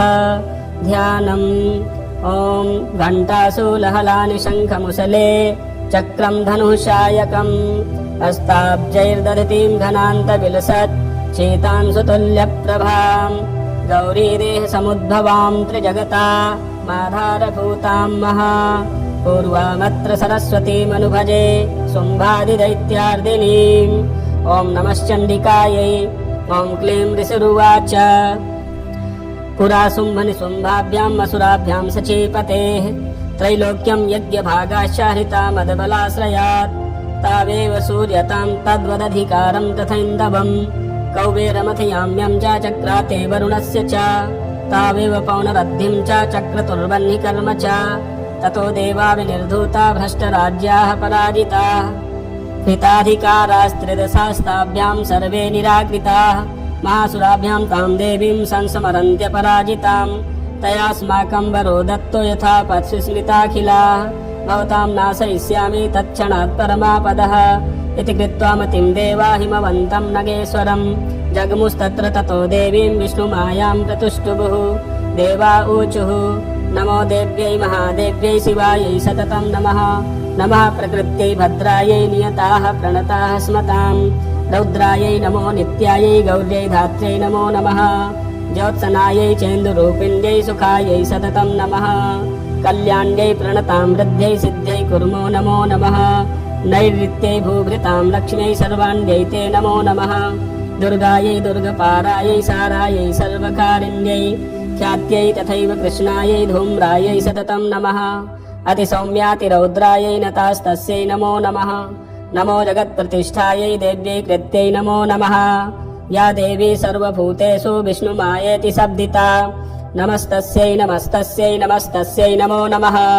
या देवी सर्वभूतेषु चेतनेत्यभिधीयते नमस्तस्यै नमस्तस्यै नमस्तस्यै नमो नमः या देवी सर्वभूतेषु बुद्धिरूपेण संस्थिता नमस्तस्यै नमस्तस्यै नमस्तस्यै नमो नमः या देवी सर्वभूतेषु निद्रारूपेण संस्थिता नमस्तस्यै नमस्तस्यै नमस्तस्यै नमो नमः या देवी सर्वभूतेषु क्षुधारूपेण संस्थिता नमस्तस्यै नमस्तस्यै नमस्तस्यै नमो नमः या देवी सर्वभूतेषु छायारूपेण संस्थिता नमस्तस्यै नमस्तस्यै नमस्तस्यै नमो नमः या देवी सर्वभूतेषु शक्तिरूपेण संस्थिता नमस्तस्यै नमस्तस्यै नमस्तस्यै नमो नमः या देवी सर्वभूतेषु तृष्णारूपेण संस्थिता नमस्तस्यै नमस्तस्यै नमस्तस्यै नमो नमः या देवी सर्वभूतेषु शान्तिरूपेण संस्थिता नमस्तस्यै नमस्तस्यै नमस्तस्यै नमो नमः या देवी सर्वभूतेषु जातिरूपेण संस्थिता नमस्तस्यै नमस्तस्यै नमस्तस्यै नमो नमः या देवी सर्वभूतेषु लज्जारूपेण संस्थिता नमस्तस्यै नमस्तस्यै नमस्तस्यै नमो नमः या देवी सर्वभूतेषु शान्तिरूपेण संस्थिता नमस्तस्यै नमस्तस्यै नमस्तस्यै नमो नमः या देवी सर्वभूतेषु श्रद्धारूपेण संस्थिता नमस्तस्यै नमस्तस्यै नमस्तस्यै नमो नमः या देवी सर्वभूतेषु कान्तिरूपेण संस्थिता नमस्तस्यै नमस्तस्यै नमस्तस्यै नमो नमः। या देवी सर्वभूतेषु लक्ष्मीरूपेण संस्थिता नमस्तस्यै नमस्तस्यै नमस्तस्यै नमो नमः। या देवी सर्वभूतेषु वृत्तिरूपेण संस्थिता नमस्तस्यै नमस्तस्यै नमस्तस्यै नमो नमः। या देवी सर्वभूतेषु स्मृतिरूपेण संस्थिता नमस्तस्यै नमस्तस्यै नमस्तस्यै नमो नमः। या देवी सर्वभूतेषु दयारूपेण संस्थिता नमस्तस्यै नमस्तस्यै नमस्तस्यै नमो नमः। या देवी सर्वभूतेषु तुष्टिरूपेण संस्थिता नमस्तस्यै नमस्तस्यै नमस्तस्यै नमो नमः। या देवी सर्वभूतेषु मातृरूपेण संस्थिता नमस्तस्यै नमस्तस्यै नमस्तस्यै नमो नमः। या देवी सर्वभूतेषु भ्रान्तिरूपेण संस्थिता नमस्तस्यै नमस्तस्यै नमस्तस्यै नमो नमः। इन्द्रियाणामधिष्ठात्री भूतानां चाखिलेषु या भूतेषु सततं तस्यै व्याप्तिदेव्यै नमो नमः। चितिरूपेण या कृत्स्नमेतद्व्याप्य स्थिता जगत् नमस्तस्यै नमस्तस्यै नमस्तस्यै नमो नमः। अस्तुता सुरैः पूर्वमभीष्टसंश्रया तथा सुरेन्द्रेण दिनेषु सेविता करोतु सा नः शुभहेतुरीश्वरी शुभानि भद्राण्यभिहन्तु चापदः। या साम्प्रतं चोद्धतदैत्यतापितै रश्माभिरीसा च सुरैर्नमस्यते या चाश्रिता तत्क्षणमेव हन्ति नः सर्वापदो भक्तिविनम्रमूर्तिभिः। ऋषिरुवाच एवं स्तुवादियुक्तानां देवानां तत्र पार्वती अस्नातुमभ्याययुतो ये जानभ्या नृपनन्दन साब्रवीत्तान् सुरान् शुभ्रुर्भवद्भिः स्तूयतेऽत्र का शरीरकोशतश्चास्या समुद्भूता ब्रवीच्छिव स्तोत्रं ममैतत्क्रियते शुम्भदैत्यनिराकृतैः देवैः समेतैः समरे निशुम्भेन पराजितैः शरीरकोशात् तस्याः पार्वत्या निःसृताम्बिका कौशिकीति समस्तेषु ततो लोकेषु गीयते तस्यां विनिर्गतायां तु कृष्णाभूत् सापि पार्वती कालिकेति समाख्याता हिमाचलकृताश्रया ततोऽम्बिकां परं रूपं बिभ्राणां सुमनोहरं ददर्श चण्डो मुण्डश्च भृत्यौ शुम्भनिशुम्भयोः ताभ्यां शुम्भाय चाख्याता अतीव सुमनोहरा काप्यास्त्रे स्त्रीमहाराज भासयन्ती हिमाचलं नैव तादृक् क्वचिद्रूपं दृष्टं केनचिदुत्तमं ज्ञायतां काप्यसौ देवी गृह्यतां चासुरेश्वर स्त्रीरत्नमतिचारवङ्गी द्योतयन्ती दिशस्त्विषा सा तु तिष्ठति दैत्येन्द्र तां भवान् द्रष्टुर्मर्हति यानि रत्नानि मणयो गजास्वादीनि वै प्रभो त्रैलोक्ये तु समस्तानि साम्प्रतं भान्ति ते गृहे ऐरावतः समानीतो गजरत्नं पुरन्दरात् पारिजाततरुश्चायं तथैवोच्चैः स्रवाहयः विमानं हंस संयुक्तामेतत्तिष्ठति तेऽङ्गणे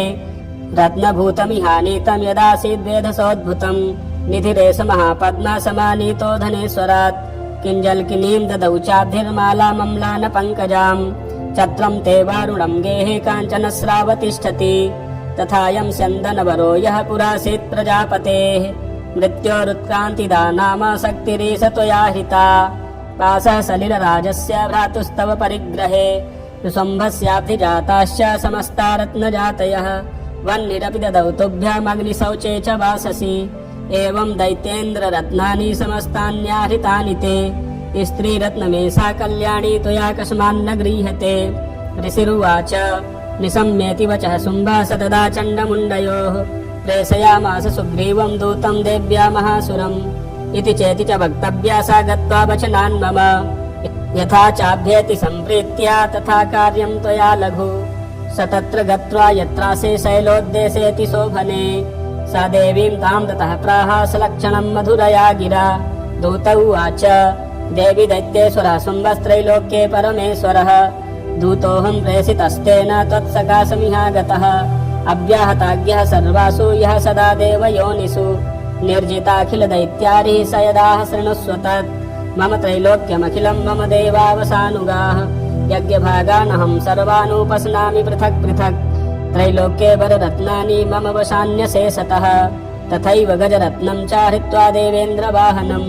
क्षीरोदमथनो भूतमस्वरत्नं ममामरैः उच्चैः श्रवससंज्ञं तत्र निपत्य समर्पितं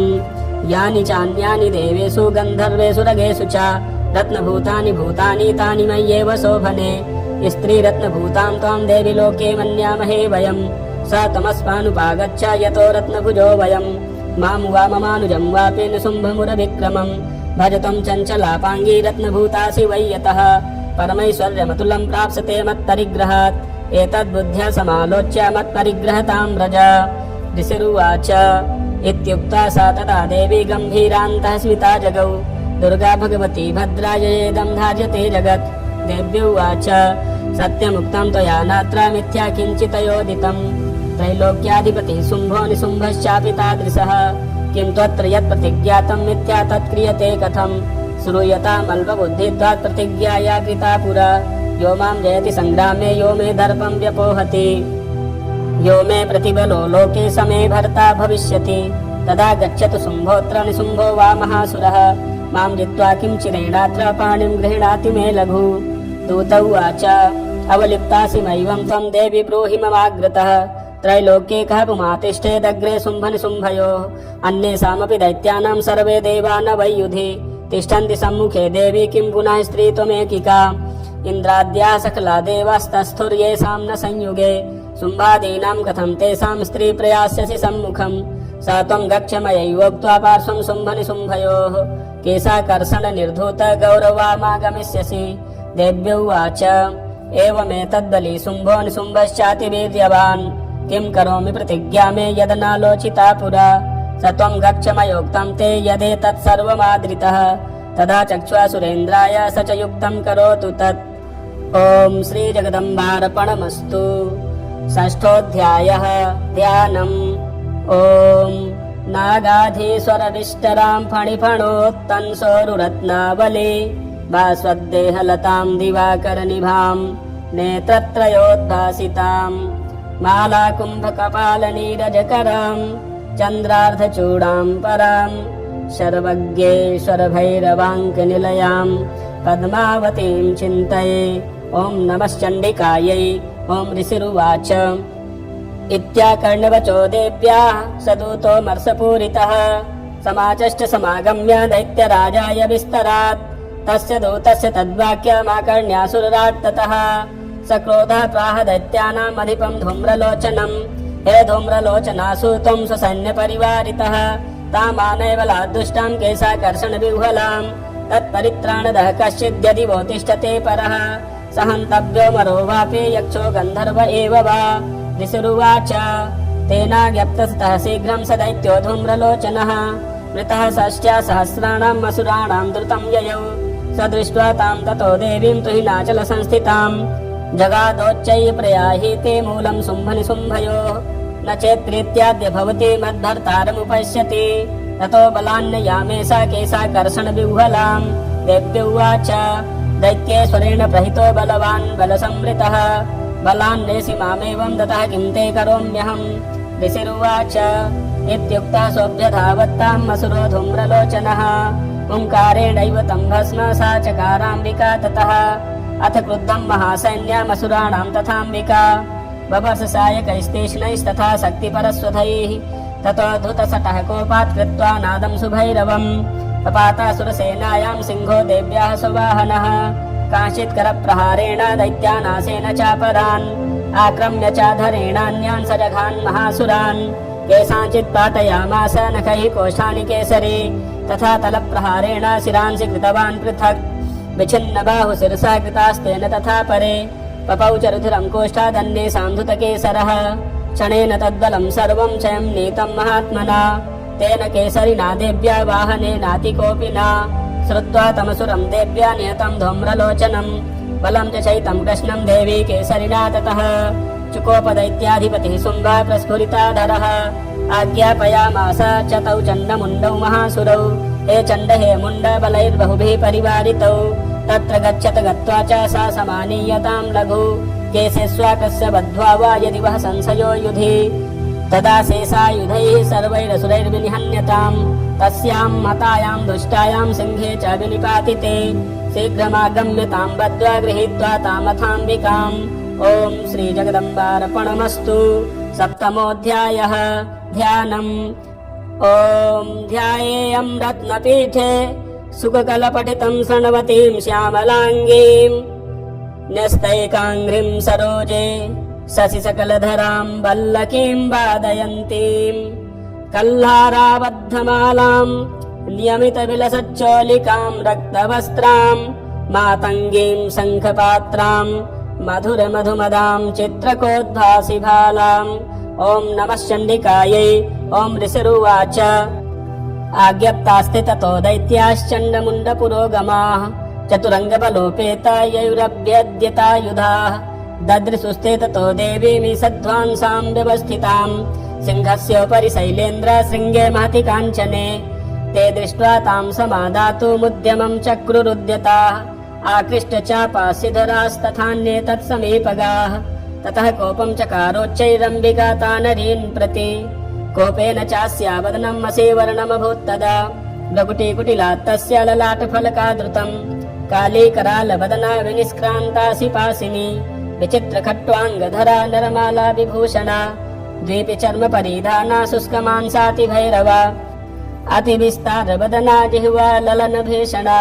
निमग्ना रक्तनयना नादा पूरितदिङ्मुखा सा वेगेनाभिपतिता घातयन्ती महासुरान् सैन्ये तत्र सुरारीणामभक्षेत तद्बलम् पार्श्वग्राहाङ्कुशग्राहयोधघण्टा समन्वितान् समादायैकहस्तेन मुखे चिक्षेपवारणान् तथैव योधं तुर्गैरथं सारथिना सह निक्षिप्य वक्त्रे दशनैश्चर्वयन्त्यति भैरवम् एकं जग्राह केशेषु ग्रीवायामथ चापरम् पादेनाक्रम्य चैवान्यमुरसान्यमपोथयत् तैर्मुक्तानि च शस्त्राणि महास्त्राणि तथा सुरैः मुखेन जग्राह रुषादशनैर्मतिथान्यपि बलिनां तद्बलं सर्वमसुराणां दुरात्मनां ममर्द भक्षयच्चान्यान्याश्चात्ताडयत्तथा असिना नियताः केचित् खट्वाङ्गताडिताः जग्मुर्विनाशमसुरादन्ताग्राभिहतास्तथा क्षणेन तद्बलं सर्वमसुराणां निपातितं दृष्ट्वा चण्डोऽभिदुद्रावतां कालीमतिभीषणाम् सर्वर्षैर्महाभीमैर्भीमाक्षीं तां महासुरः छादयामास चक्रैश्च मुण्डः क्षिप्तैः सहस्रशः तानि चक्राण्यनेकानि विसमानानि तन्मुखम् बभुर्यथार्कबिम्बानि सुबहूनि घनोदरम् ततो जहासातिरुषा भीमं भैरवनादिनी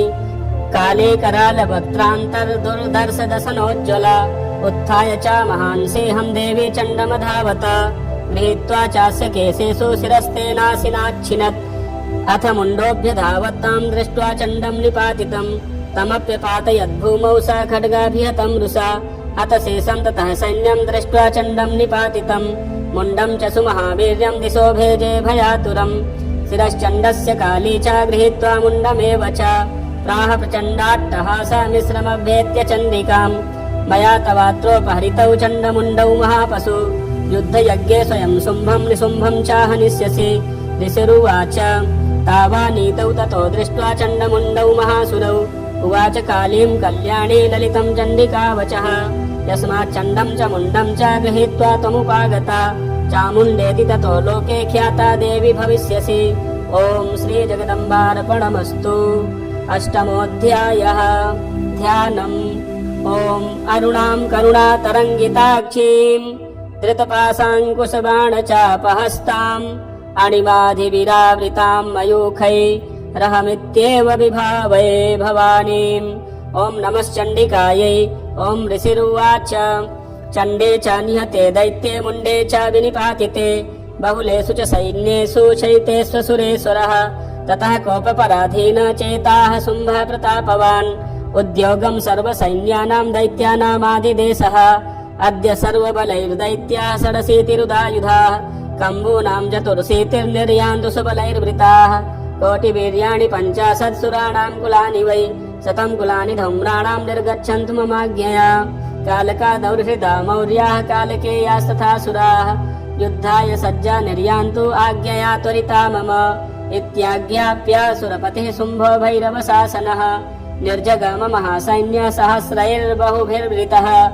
आयान्तं चण्डिका दृष्ट्वा तत्सैन्यमतिभीषणम् ज्यास्वनैः पूरयामास धरणी गगनान्तरम्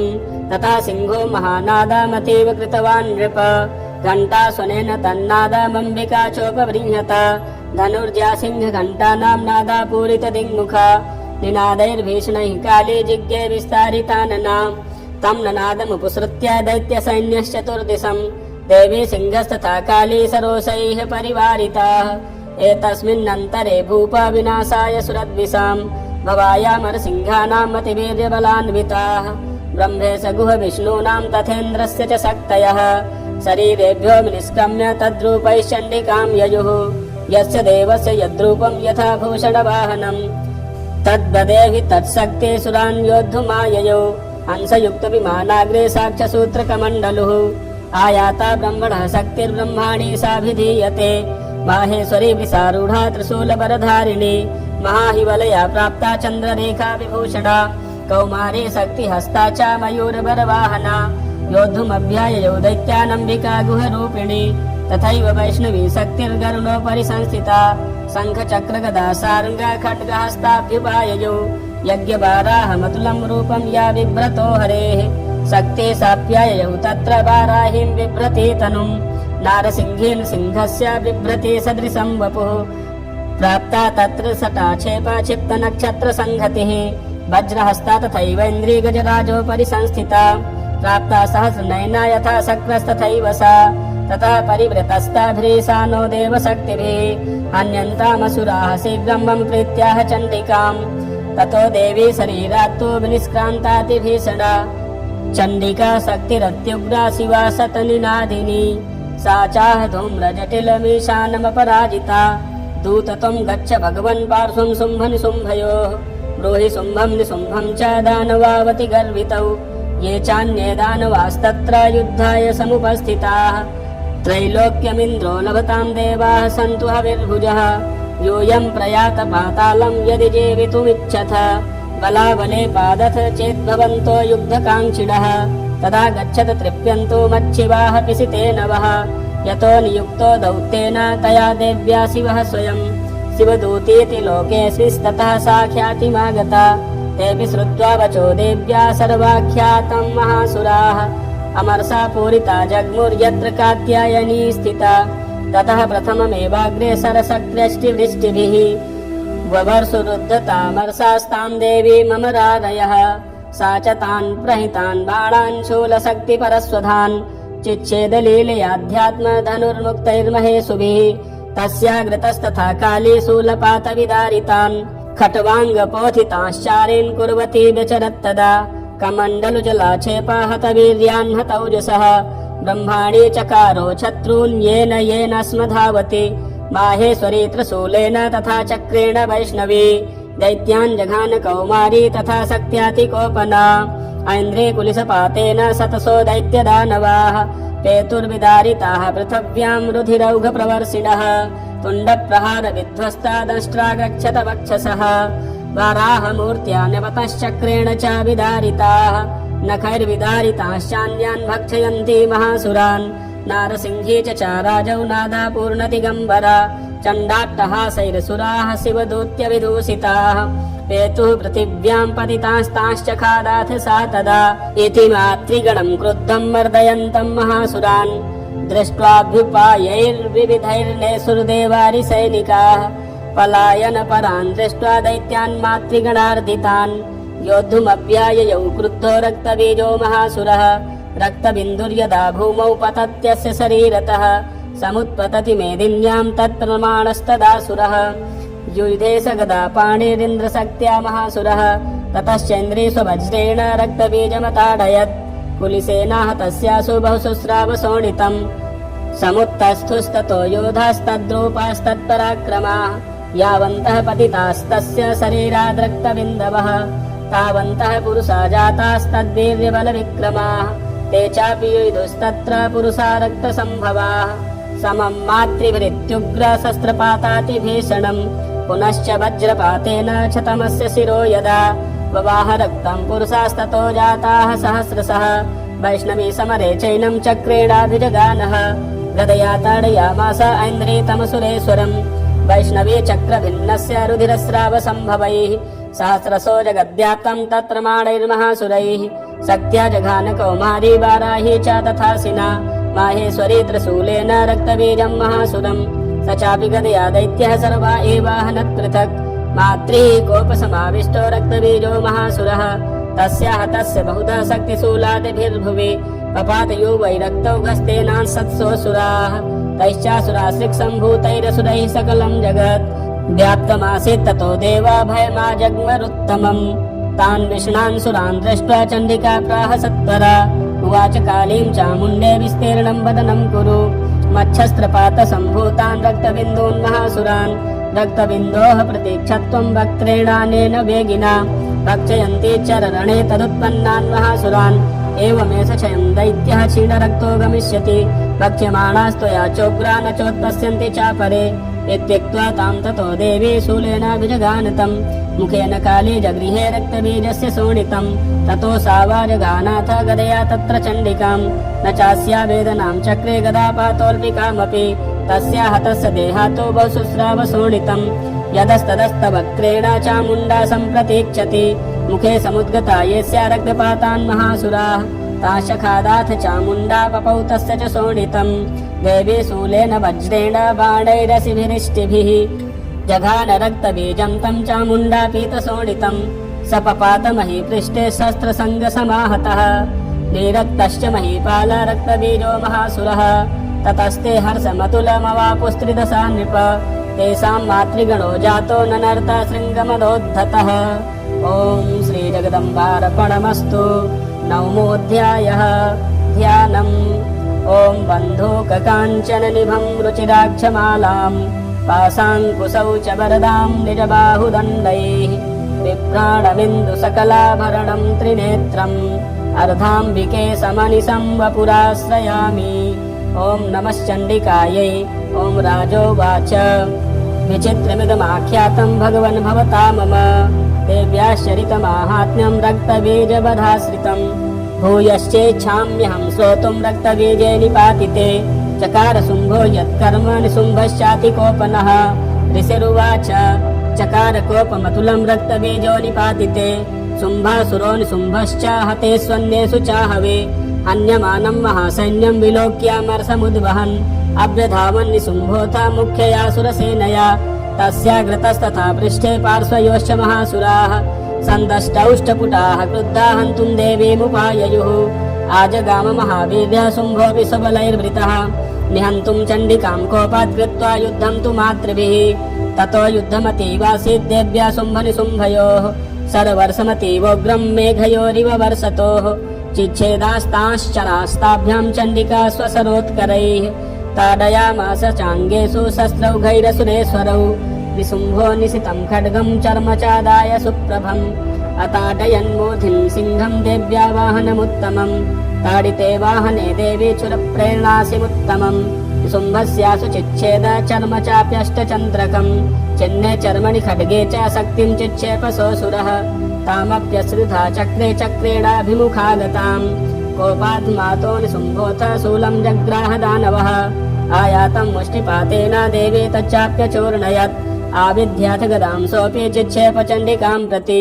सापि देव्या त्रिशूलेन भिन्ना भस्मत्वमागता ततः परशु हस्तं तमायान्तं दैत्यपुङ्गवम् आहत्य देवी बाणौ गहिरपातयद्भूतले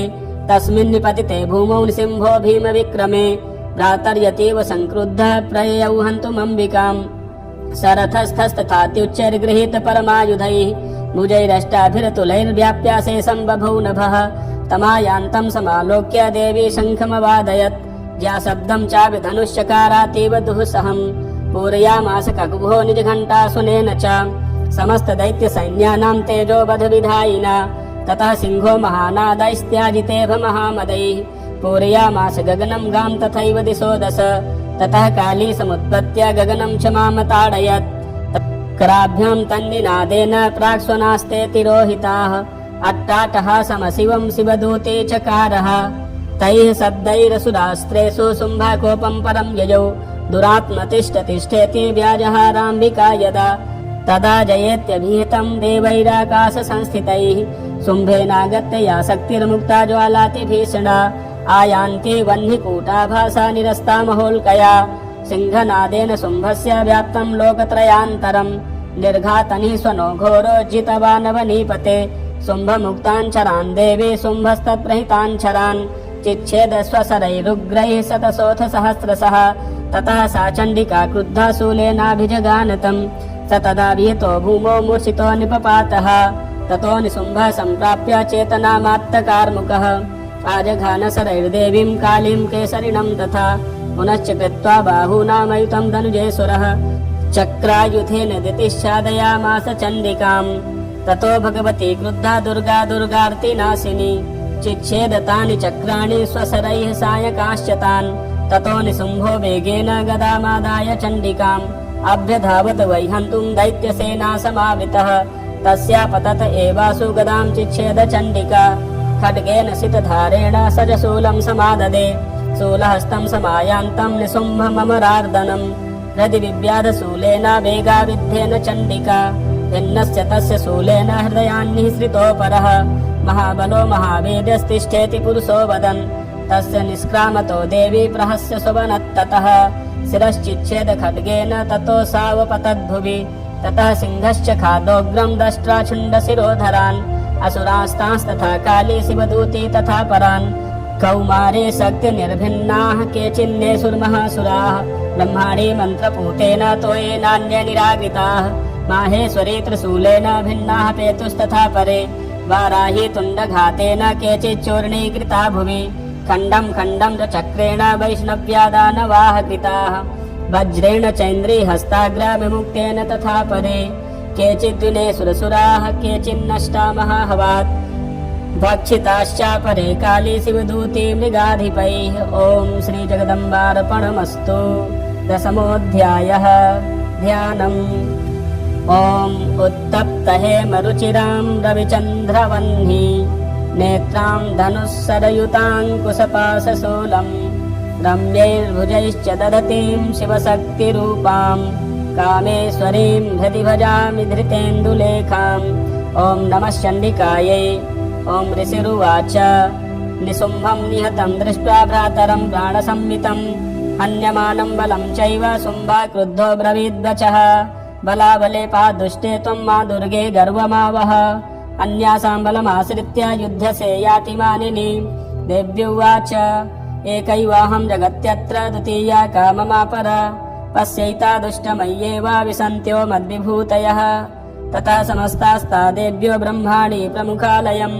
तस्या देव्यास्तनौ जग्मुरेकैवासीत् तदाम्बिका देव्युवाच अहं विभूत्या बहुभिः रूपैर्यदा स्थिता तत्सङ्गृतं मयैकैव तिष्ठाम्याजौ स्थिरो भव। ऋषिरुवाच ततः प्रववृते युद्धं देव्याः शुम्भस्य चोभयोः पश्यतां सर्वदेवानामसुराणां च दारुणं सर्वर्षैः सितैः शस्त्रैस्तथास्त्रश्चैव दारुणैः तयोर्युद्धमभूद्भूयः सर्वलोकभयङ्करम् दिव्यान्यस्त्राणि शतशो मुमुचे यान्यतथाम्बिका बभञ्जतानि दैत्येन्द्रस्तत्प्रतिघातकर्तृभिः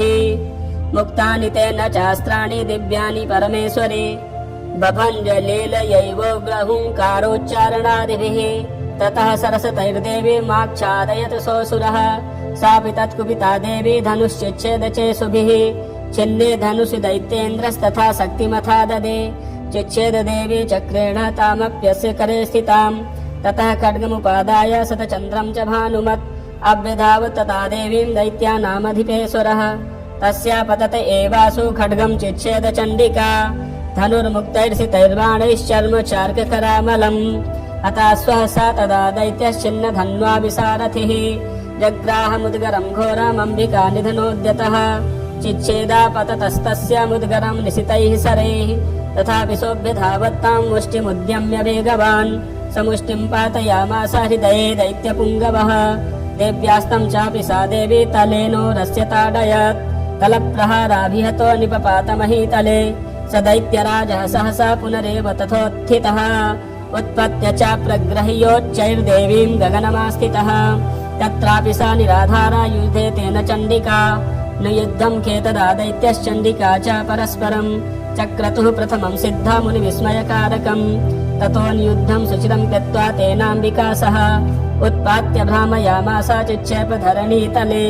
सचित्तो धरणीं प्राप्य मुष्टिमुद्यम्य वेगितः अभ्यधावत् दुष्टात्मा चण्डिका निधनेच्छया तमायान्तं ततो देवी सर्वदैत्यजनेश्वरं जगत्यां पातयामास भित्त्वा शूलेन वक्षसि स गतासुपपातोर्व्यां देवी शूलाग्रवीक्षतः चालयन् सकलां पृथिवीं साब्धदीपां सपर्वतां ततः प्रसन्नमखिलं हते तस्मिन् दुरात्मनि जगत्स्वास्थ्यमतीवाप निर्मलं च भवन्नभः उत्पातमेघाः शोल्काये प्रागासस्ते समं ययुः सरितो मार्गवाहिन्यस्तथा संस्तत्र पातिते ततो देवगणाः सर्वे हर्षनिर्भरमानसाः बभूवुर्निहते तस्मिन् गन्धर्वा ललितं जगुः अवादयस्तथैवान्ये ननिर्तुश्चाप्सरो गणाः बभूव पुण्ड्यास्तथा वाताः सुप्रभो भूद्दिवाकरः जज्ज्वलुश्चाग्नयः शान्ता शान्ता दिग्जनितश्वनाः ॐ श्रीजगदम्बार्पणमस्तु। एकादशोऽध्यायः ध्यानम्। ॐ बालरविद्युतिमिन्दुकिरीटां तुङ्गकुचां नयनत्रययुक्तां स्मेरमुखीं वरदाङ्कुशपाशाभीतिकरां प्रभजे भुवनेशीम्। ॐ नमः चण्डिकायै। ॐ ऋषिरुवाच देव्या हते तत्र महासुरेन्द्रे सेन्द्राः सुरावह्निपुरोगमास्तां कात्यायनीं तुष्टुवरिष्ठलाभात् विकासि वक्त्राब्ज विकासितासाः देवी प्रपन्नार्तिहरे प्रसीद प्रसीद मातर्जगतोऽखिलस्य प्रसीद विश्वेश्वरि पाहि विश्वं त्वमीश्वरी देवी चराचरस्य आधारभूता जगतस्त्वमेका महीस्वरूपेण यतः स्थितासि अपां स्वरूपस्थितया त्वयैतत् दाप्यायते कृत्स्नमलङ्घवीर्ये त्वं वैष्णवी शक्तिरनन्तवीर्या विश्वस्य बीजं परमासि माया सम्मोहितं देवि समस्तमेतत् त्वं वै प्रसन्ना भुवि मुक्तिहेतुः विद्याः समस्तास्तव देवि भेदाः स्त्रियः समस्ताः सकला जगत्सु त्वयैकया पूरितमम्बयैतत् का ते स्तुतिस्तव्य परापरोक्तिः सर्वभूता यदा देवी स्वर्गमुक्तिप्रदायिनी त्वं स्तुता एका वा भवन्तु परमोक्तयः सर्वस्य बुद्धिरूपेण जनस्य हृदि संस्थिते स्वर्गापवर्गदे देवी नारायणी नमोऽस्तुते कलाकाष्ठाधिरूपेण परिणामप्रदायिनी विश्वस्योपरतौ शक्ते नारायणी नमोऽस्तुते सर्वमङ्गलमङ्गल्ये शिवे सर्वार्थसाधिके शरण्ये त्र्यम्बके गौरी नारायणी नमोऽस्तुते सृष्टिस्थितिविनाशानां शक्तिभूते सनातनी गुणाश्रये गुणमये नारायणी नमोऽस्तुते शरणागत दीनार्थ परित्राणपरायणे सर्वस्यार्तिहरे देवी नारायणी नमोऽस्तुते हंसयुक्त विमानस्थे ब्रह्माणे रूपधारिणी कौसाम्भाचरिके देवी नारायणी नमोऽस्तुते त्रिशूलचन्द्राहिधरे महाविषभवाहिनी माहेश्वरी स्वरूपेण नारायणी नमोऽस्तुते मयूरकुक्कुटवृते महाशक्तिधरे नघे कौमारी रूपसंस्थाने नारायणी नमोऽस्तुते शङ्खचक्रगदा सारङ्ग गृहीत परमायुधे प्रसीद वैष्णवी रूपे नारायणी नमोऽस्तुते गृहीतोग्रमहाचक्रे दष्ट्रोधृतवसुन्धरे वराहरूपिणी शिवे नारायणी नमोऽस्तुते नरसिंहरूपेणोग्रेण हन्तुं दैत्यान् कृतोद्यमे त्रैलोक्यत्राणसहिते नारायणी नमोऽस्तुते किरीटिनि महावज्रे सहस्रनयनोज्ज्वले वृत्रप्राणहरे चैन्द्रे नारायणी नमोऽस्तुते शिवदूती स्वरूपेण हतदैत्यमहाबले घोररूपे महारावे नारायणी नमोऽस्तुते दंष्ट्राकरालवदने शिरोमालाविभूषणे चामुण्डे मुण्डमथने नारायणी नमोऽस्तुते लक्ष्मीलज्जे महाविद्ये श्रद्धे पुष्टिस्वधे ध्रुवे महारात्रि महाविद्ये नारायणी नमोऽस्तुते मेधे सरस्वती वरे भूतिवाभ्रवितामसि नियते त्वं प्रसीदेशे नारायणी नमोऽस्तुते सर्वस्वरूपे सर्वेशे सर्वशक्तिसमन्विते वैभिस्त्राहिनो देवी दुर्गे देवी नमोऽस्तुते एतत्ते वदनं सौम्यं लोचनत्रयभूषितं पातु नः सर्वभीतिभ्यः कात्यायनी नमोऽस्तुते ज्वालाकरालमत्युग्रमशेषासुरसूदनं त्रिशूलं पातु नो भीतेर्भद्रकाली नमोऽस्तुते हिनस्ति दैत्यतेजांसि स्वनेनापूर्य या जगत् सा घण्टा पातु नो देवी पाप्योभ्यो नः सुतानिव असुरास्रग्वशापाङ्कचर्चितस्ते करोज्ज्वलः शुभाय खड्गो भवतु चण्डिके त्वां नता वयं रोगानशेषानपहंसि तुष्टा पृष्टा तु कामान् सकलान् भीष्टान् त्वामाश्रितानां न विपन्नराणां त्वामाश्रिता ह्याश्रयतां प्रयान्ति एतत् कृतं यत्कदनं त्वयाद्य धर्मद्विषां देवी महासुराणां रूपैरनेकैर्बहुधात्ममूर्तिं कृत्वाम्बिके तत्र करोति कान्या विद्यासु शास्त्रेषु विवेकदीपे स्वाद्येषु वाक्येषु च का त्वदन्या मम त्वगर्तेति महान्धकारे बिभ्रामयत्ते ततदेव विश्वम् रक्षांसि यत्रोग्रविशास्य नागा यत्र रयोदस्युबलानि यत्र दावानलो यत्र तथाब्धिमध्ये तत्र स्थिता त्वं परिपासि विश्वम्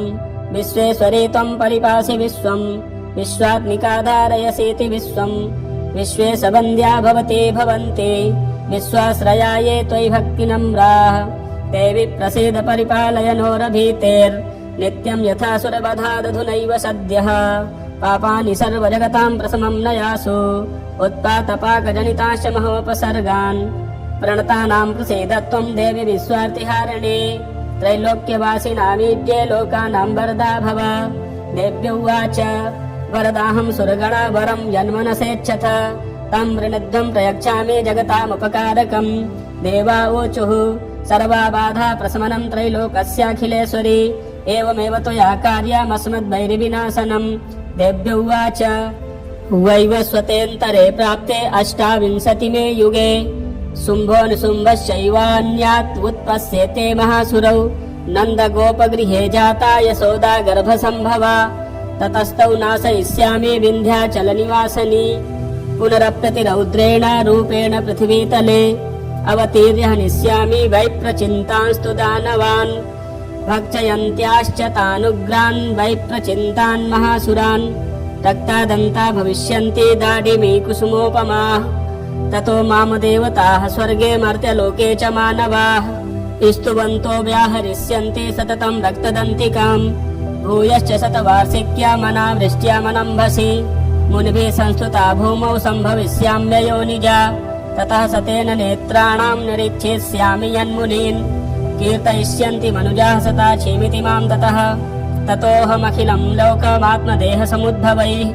भरिष्यामि सुराः साकैरावृष्टेः प्राणधारकैः साकं भरीति विख्यातिं तदा यास्याम्यहं भुवि तत्रैव च वधिष्यामि दुर्गमाख्यं महासुरम् दुर्गादेवीति विख्यातं तन्मे नाम भविष्यति पुनश्चाहं यदा भीमं रूपं कृत्वा हिमाचले रक्षांसि भक्षयिष्यामि मुनीनां त्राणकारणात् तदा मां मुनयः सर्वे स्तुष्यन्त्यानम्रमूर्तयः भीमादेवीति विख्यातं तन्मे नाम भविष्यति यदारुणाख्यस्त्रैलोक्ये महाबाधां करिष्यति तदाहं भ्रामरं रूपं कृत्वा सङ्ख्ये षट्पदम् त्रैलोक्यस्य हितार्थाय वधिष्यामि महासुरम् भ्रामरीति च मां लोकास्तदा स्तोष्यन्ति सर्वतः इत्थं यदा यदा बाधा दानवोत्था भविष्यति तदा तदावतीर्याहं करिष्याम्यरिसंशयम् ॐ श्रीजगदम्बार्पणमस्तु 12ोऽध्यायः ध्यानम् ॐ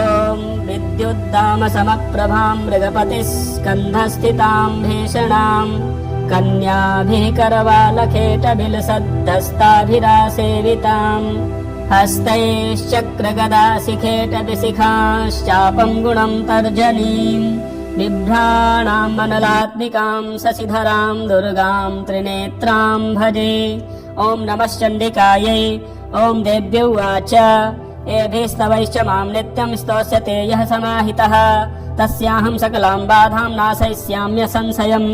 मधुकैटभनाशं च महिषासुरघातनम् कीर्तयिष्यन्ति ये तद्वद्वधं शुम्भनिशुम्भयोः अष्टम्यां च चतुर्दश्यां नवम्यां चैकचेतसः श्रोष्यन्ति चैव ये भक्त्या मम माहात्म्यमुत्तमम् न तेषां दुष्कृतं किञ्चित् दुष्कृतोत्थान चापदः भविष्यति न दारिद्र्यं न चैवेष्टवियोजनम् शत्रुतो न भयं तस्य दस्युतो वा न राजतः न शस्त्रा न लतो यौघात् कदाचित् सम्भविष्यति तस्मान्नवैतन्माहात्म्यं पठितव्यं समाहितैः श्रोतव्यं च सदा भक्त्या परं स्वस्त्यैनं हि तत् उपसर्गान् शेषास्तु महामारी समुद्भवान्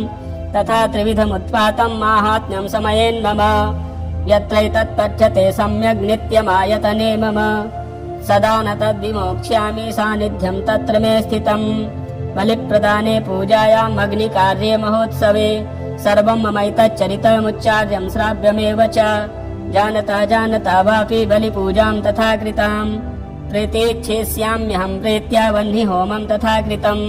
शरत्काले महापूजा क्रियते या च वार्षिकी तस्यां ममैतन्माहात्म्यं श्रुत्वा भक्तिसमन्वितः सर्वा बाधा विनिर्मुक्तो धनधान्यसुतान्वितः मनुष्यो मत्प्रसादेन भविष्यति न संशयः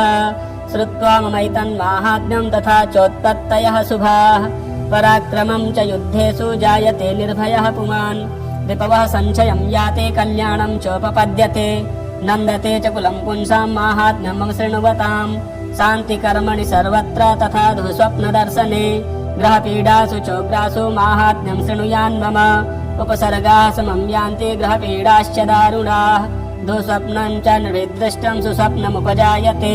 बालग्रहाविभूतानां बालानां शान्तिकारकं सङ्घातभेदे च नृणां मैत्रीकरणमुत्तमं दुर्वृत्तानां शेषाणां बलहानिकरं परं रक्षोभूतपिशाचानां पठनादेव नाशनं शरमं ममैतन्माहात्म्यं मम सन्निधिकारकं पशुपुष्पार्घ्यधूपैश्च गन्धदीपैस्तथोत्तमैः विप्राणां भोजनैर्होमैः प्रोक्षणीयैरहर्निशम् अन्यैश्च विविधैर्भोगैः प्रदानैर्वत्सरेण या प्रीतिर्मे क्रियते सास्मिन् सकृत् सुचरिते श्रुते श्रुतं हरति पापानि तथारोग्यं प्रयच्छति रक्षां करोति भूतेभ्यो जन्मनां कीर्तनं मम युद्धे सुचरितं यन्मे दुष्टदैत्यनिबर्हणं तस्मिन् श्रुते वैरिकृतं भयं पुंसां न जायते युष्माभिः सुतयो याश्च ब्रह्मर्षिभिः कृताः ब्रह्मणा च कृतास्तास्तु प्रयच्छन्ति शुभां मतिम् अरण्ये प्रान्तरे वापि दावाग्निपरिवारितः दस्युभिर्वावृतः शून्यो गृहीतो वापि शत्रुभिः सिंहव्याघ्रानुयातो वा वने वा वनहस्तिभिः राज्ञा क्रुद्धेन चाज्ञप्तो बध्यो बन्धगतोऽपि वा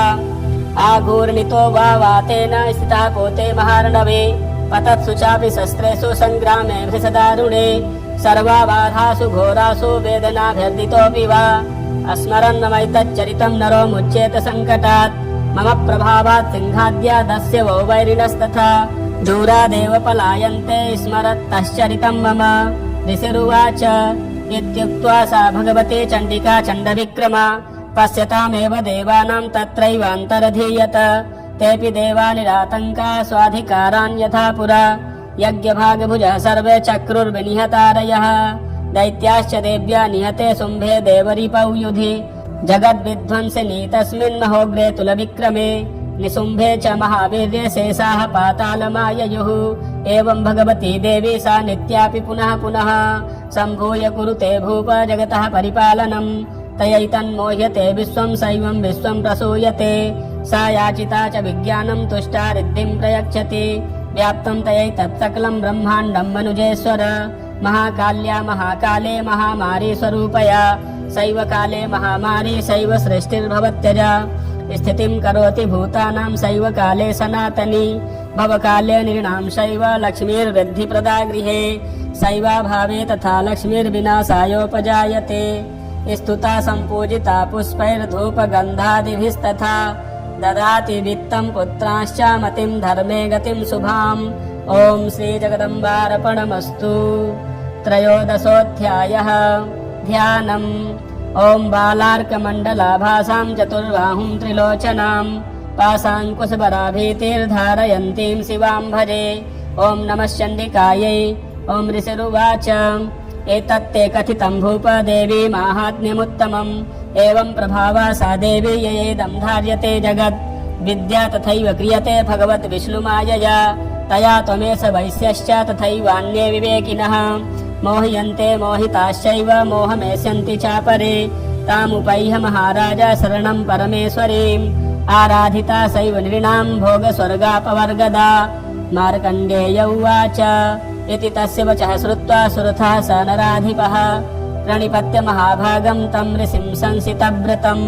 निर्विण्णोति ममत्वेन राज्यापहरणेन च जगाम सद्यस्तप्से स च वैश्यो महामुने सन्दर्शनार्थमम्बाया नदी पुलिन संस्थितः स च वैश्यस्तपस्तेपे देवी सूक्तं परं जपन् तौ तस्मिन् पुलिने देव्या कृत्वा मूर्तिं महीमयीम् आहरणां चक्रुतस्तस्या पुष्पधूपाग्नितर्पणैः निराहारौ यथाहारौ तन्मनस्कौ समाहितौ ददतुस्तौ बलिं चैव निजगात्रा श्रीगुक्षितम् एवं समाराधयतो स्त्रिभिर्वर्षैर्यतात्मनोः परितुष्टा जगद्धात्री प्रत्यक्षं प्राह चण्डिका देव्य उवाच यत्प्रार्थते त्वया भूप त्वया च कुलनन्दन मत्तस्तत्प्राप्यतां सर्वं परितुष्टा ददामि तत् मार्कण्डेय उवाच ततो बभ्रे नृपो राज्यमविभ्रंशन् यजन्मनि अत्रैव च निजं राज्यं हतशत्रुबलं बलात् सोऽपि वैश्यस्ततो ज्ञानं बभ्रे निर्विण्डमानसः ममेत्यहमिति प्राज्ञा सङ्गमिच्युतिकारकम् देव्य उवाच स्वल्पैरहोभिर्नृपते स्वं राज्यं प्राप्स्यते भवान् हत्वा रिपून् स्खलितं तव तत्र भविष्यति मृतश्च भूयः सम्प्राप्य जन्म देवाद्विवस्वतः सावर्णिको नाम मनुर्भवान् भुवि भविष्यति वैश्यवर्य त्वया यश्च वरस्मत्त्वाभिवाञ्छितः तं प्रयच्छामि संसिद्ध्यै तव ज्ञानं भविष्यति मार्कण्डेय उवाच इति दत्त्वा तयोर्देवी यथाभिलषितं वरं